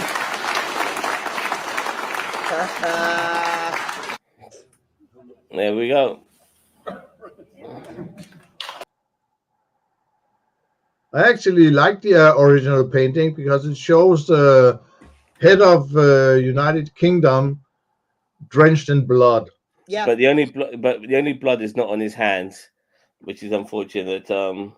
Which is what a lot of people were saying. Okay. So that's my all my shit done. I've got nothing more to add. Chris? Yeah, I'm gonna do a quick sports thing, which is unusual, and it's gonna be about basketball because it's something I really don't follow, even though it was invented by a Canadian. It's not gonna be too long, but I'm gonna have to read you in just so you know a little bit about what's going on. Then I'll give a quick opinion, and then you guys can chime in at the end if you don't mind. It's about a woman with last name Clark. She's number 22. She's a guard for the Fever. They're a team with the WNBA. She was born January 22nd, 2002. She was drafted because she was an outstanding college player, and this is sort of where it starts and why this is an issue. She played for the Iowa Hawkeyes and for the NCAA Division I. She was the all-time lead scorer. She won 2 National Players of the Year. She was picked number 1 overall with the WNBA. She had the most 3-pointers in the draft, Division I. She was known for not just having 3-pointers, but doing it deep from the 3-point line. She could do it in the most bizarre and weird positions. She was just, if you watch her, it's like magic, okay? She got 49 points in one game. In a woman's game, that is very unusual. She got signed to Nike, and she had a card of hers made, which is unusual as well. But what is more unusual is that it sold for $72,000. Best-selling college jersey ever. Okay.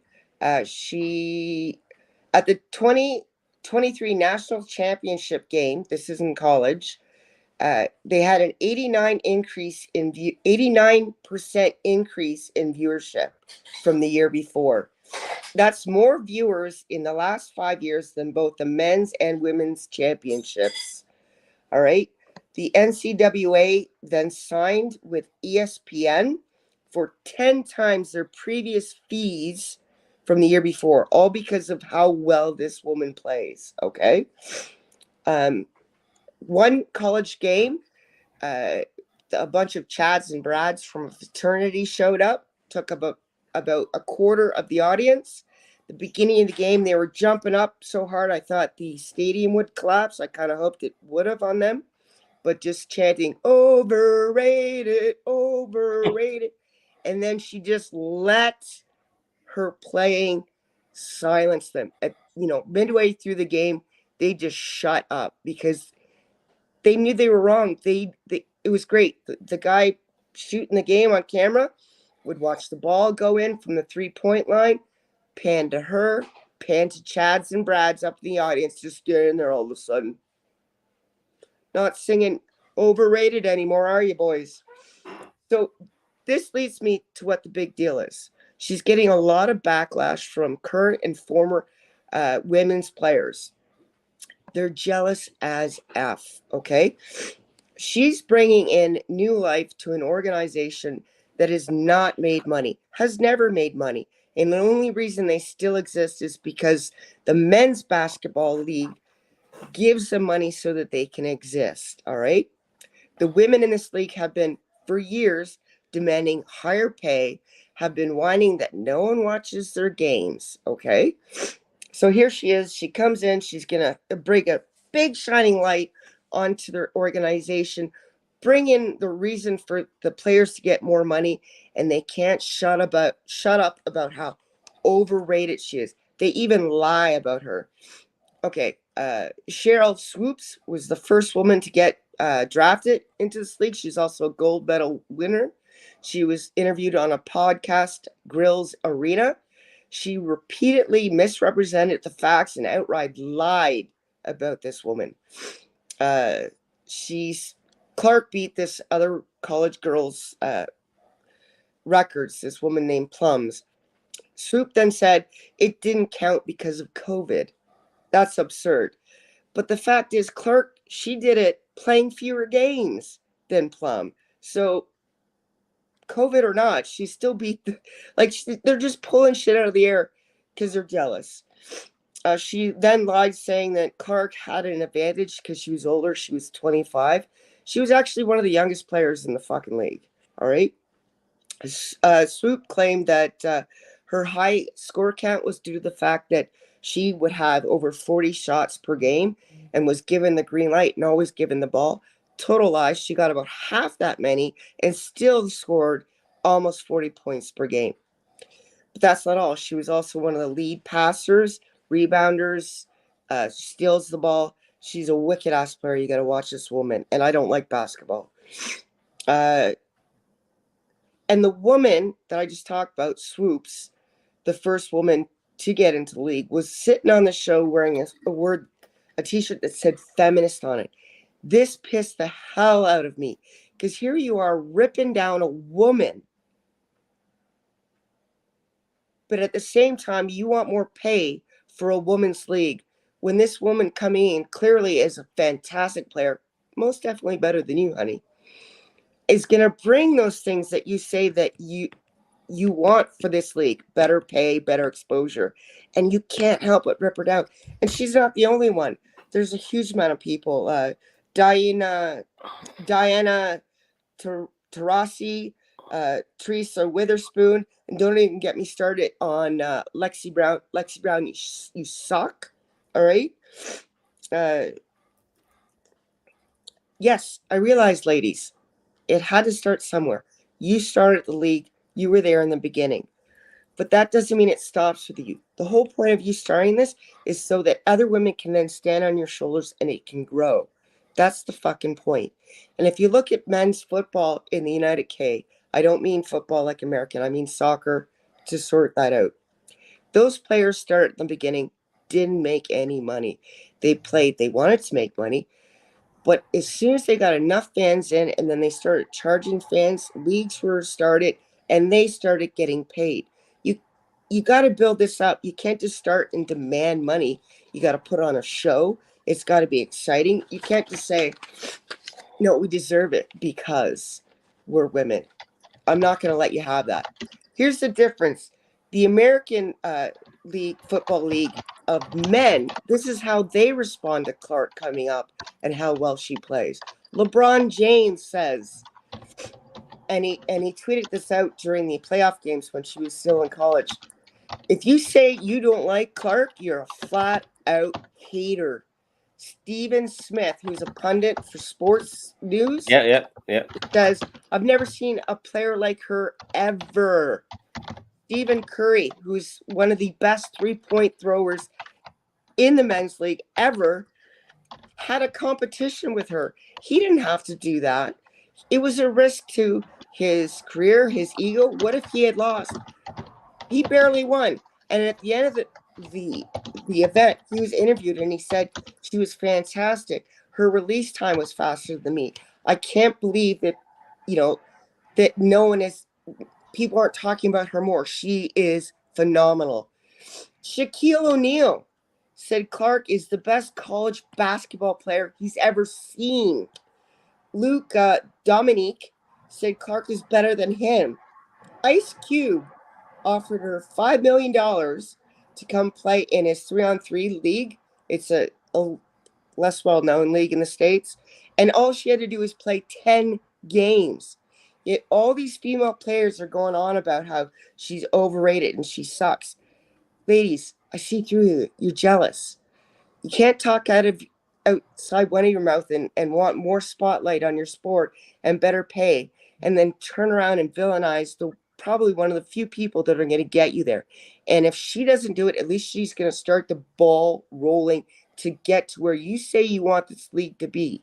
So shut the fuck up. When you have haters, you tend to for professional sports people, it tends to galvanize you because from whatever I've seen from the best of sports stars is that when people shit on you, it just makes you play better. It always does. You want to prove these fuckers wrong, and so Yeah. all these haters did was make her prove them wrong. And I agree with you to a point, but when it's your own possible teammates, that's a little different. Right? Okay, yeah, I can see that. I can see that. But like the thing is with sports in general, like when it comes to fans and maybe not necessarily your teammates, but opposition, like shit talking and stuff like that, it's just part and parcel. With fans booing you and stuff like that. I want to show you something, Chris. No, I'll watch it, but I've played sports. Oh, fair enough. And there's a Very difference. fascinating. If you look into this, there's a difference between what's going on here. Now, there's this Brazilian player called Hulk. And I bet they go the monkey noise, right? Yeah. He was playing. This is when he was playing in Russia, I believe. And he was playing against the opposition, and they were making monkey chants at him. And this is Hulk, by the way, in front of us. He's the guy closest to us in the blue on the pitch. Okay.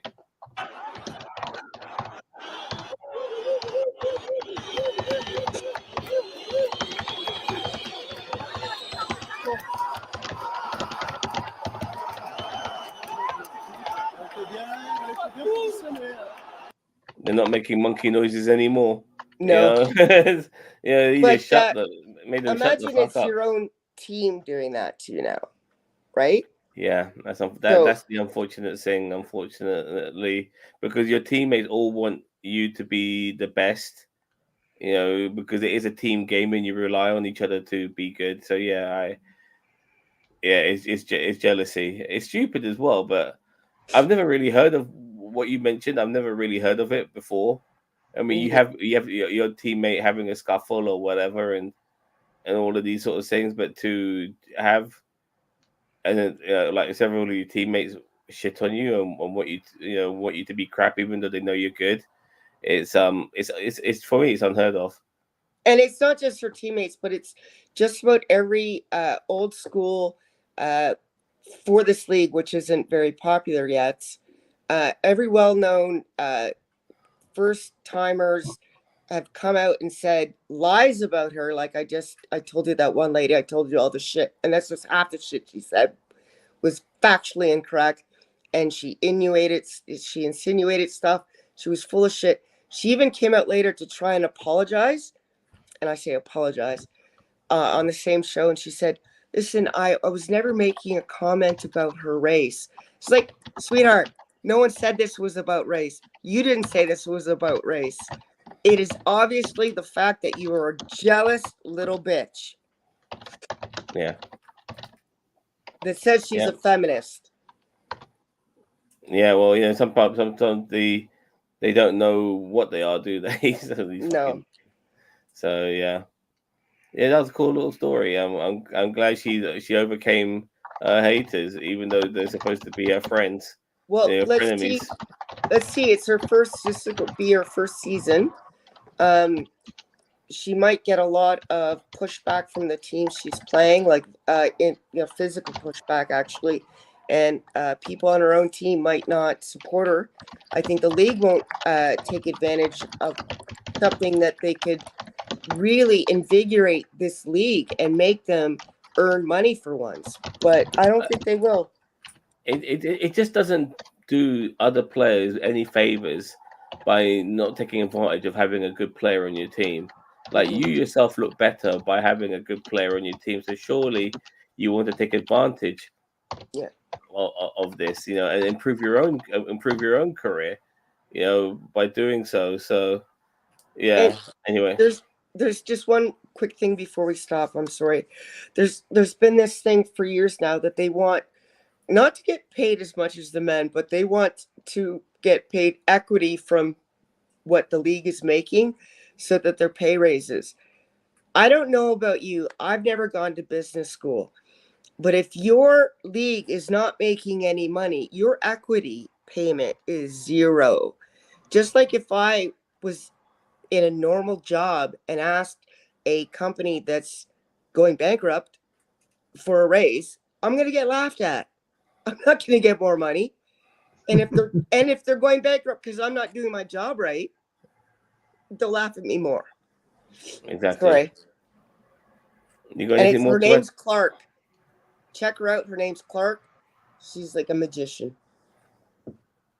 Okay, I just had to tell Joe not to join this because, like, mate, Okay. you can't be saying, okay, we were like 3 hours in, and like, yeah, can I come in? It's like, oh no, I don't think we're done, mate. So, yeah. And I want you to know I could have gone on and on about that, but I try to keep it short because I know I've been going on tangents. No, you've been fine. You've been fine. Regarding tangents. Okay, anything more to add, fellas? You had like a whole fucking list on that page. I swear you did. No, I did, but I was trying not to go on and on. I just wanted to say, that Lexi Brown, woman that was also being interviewed on another show, who's bitter. Okay, Shaquille O'Neal said to her once, he goes, it's not just you're playing basketball, you're selling a product. This is a business. You want to make it exciting. So have you ever considered lowering the hoop by 6 inches? Because then ladies can dunk. It'll be more exciting. More butts will get in a seat. You'll make money. You'll get the pay that you're trying to demand. And her excuse is, we play a technical game. That's how we play.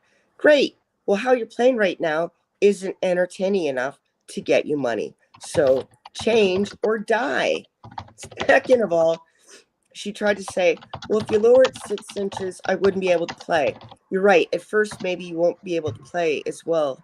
But if you're as great as you think you are at basketball, don't you think with a little bit of practice and time that you could do it there, sweetheart? I think if you're as good as you say you are, you could.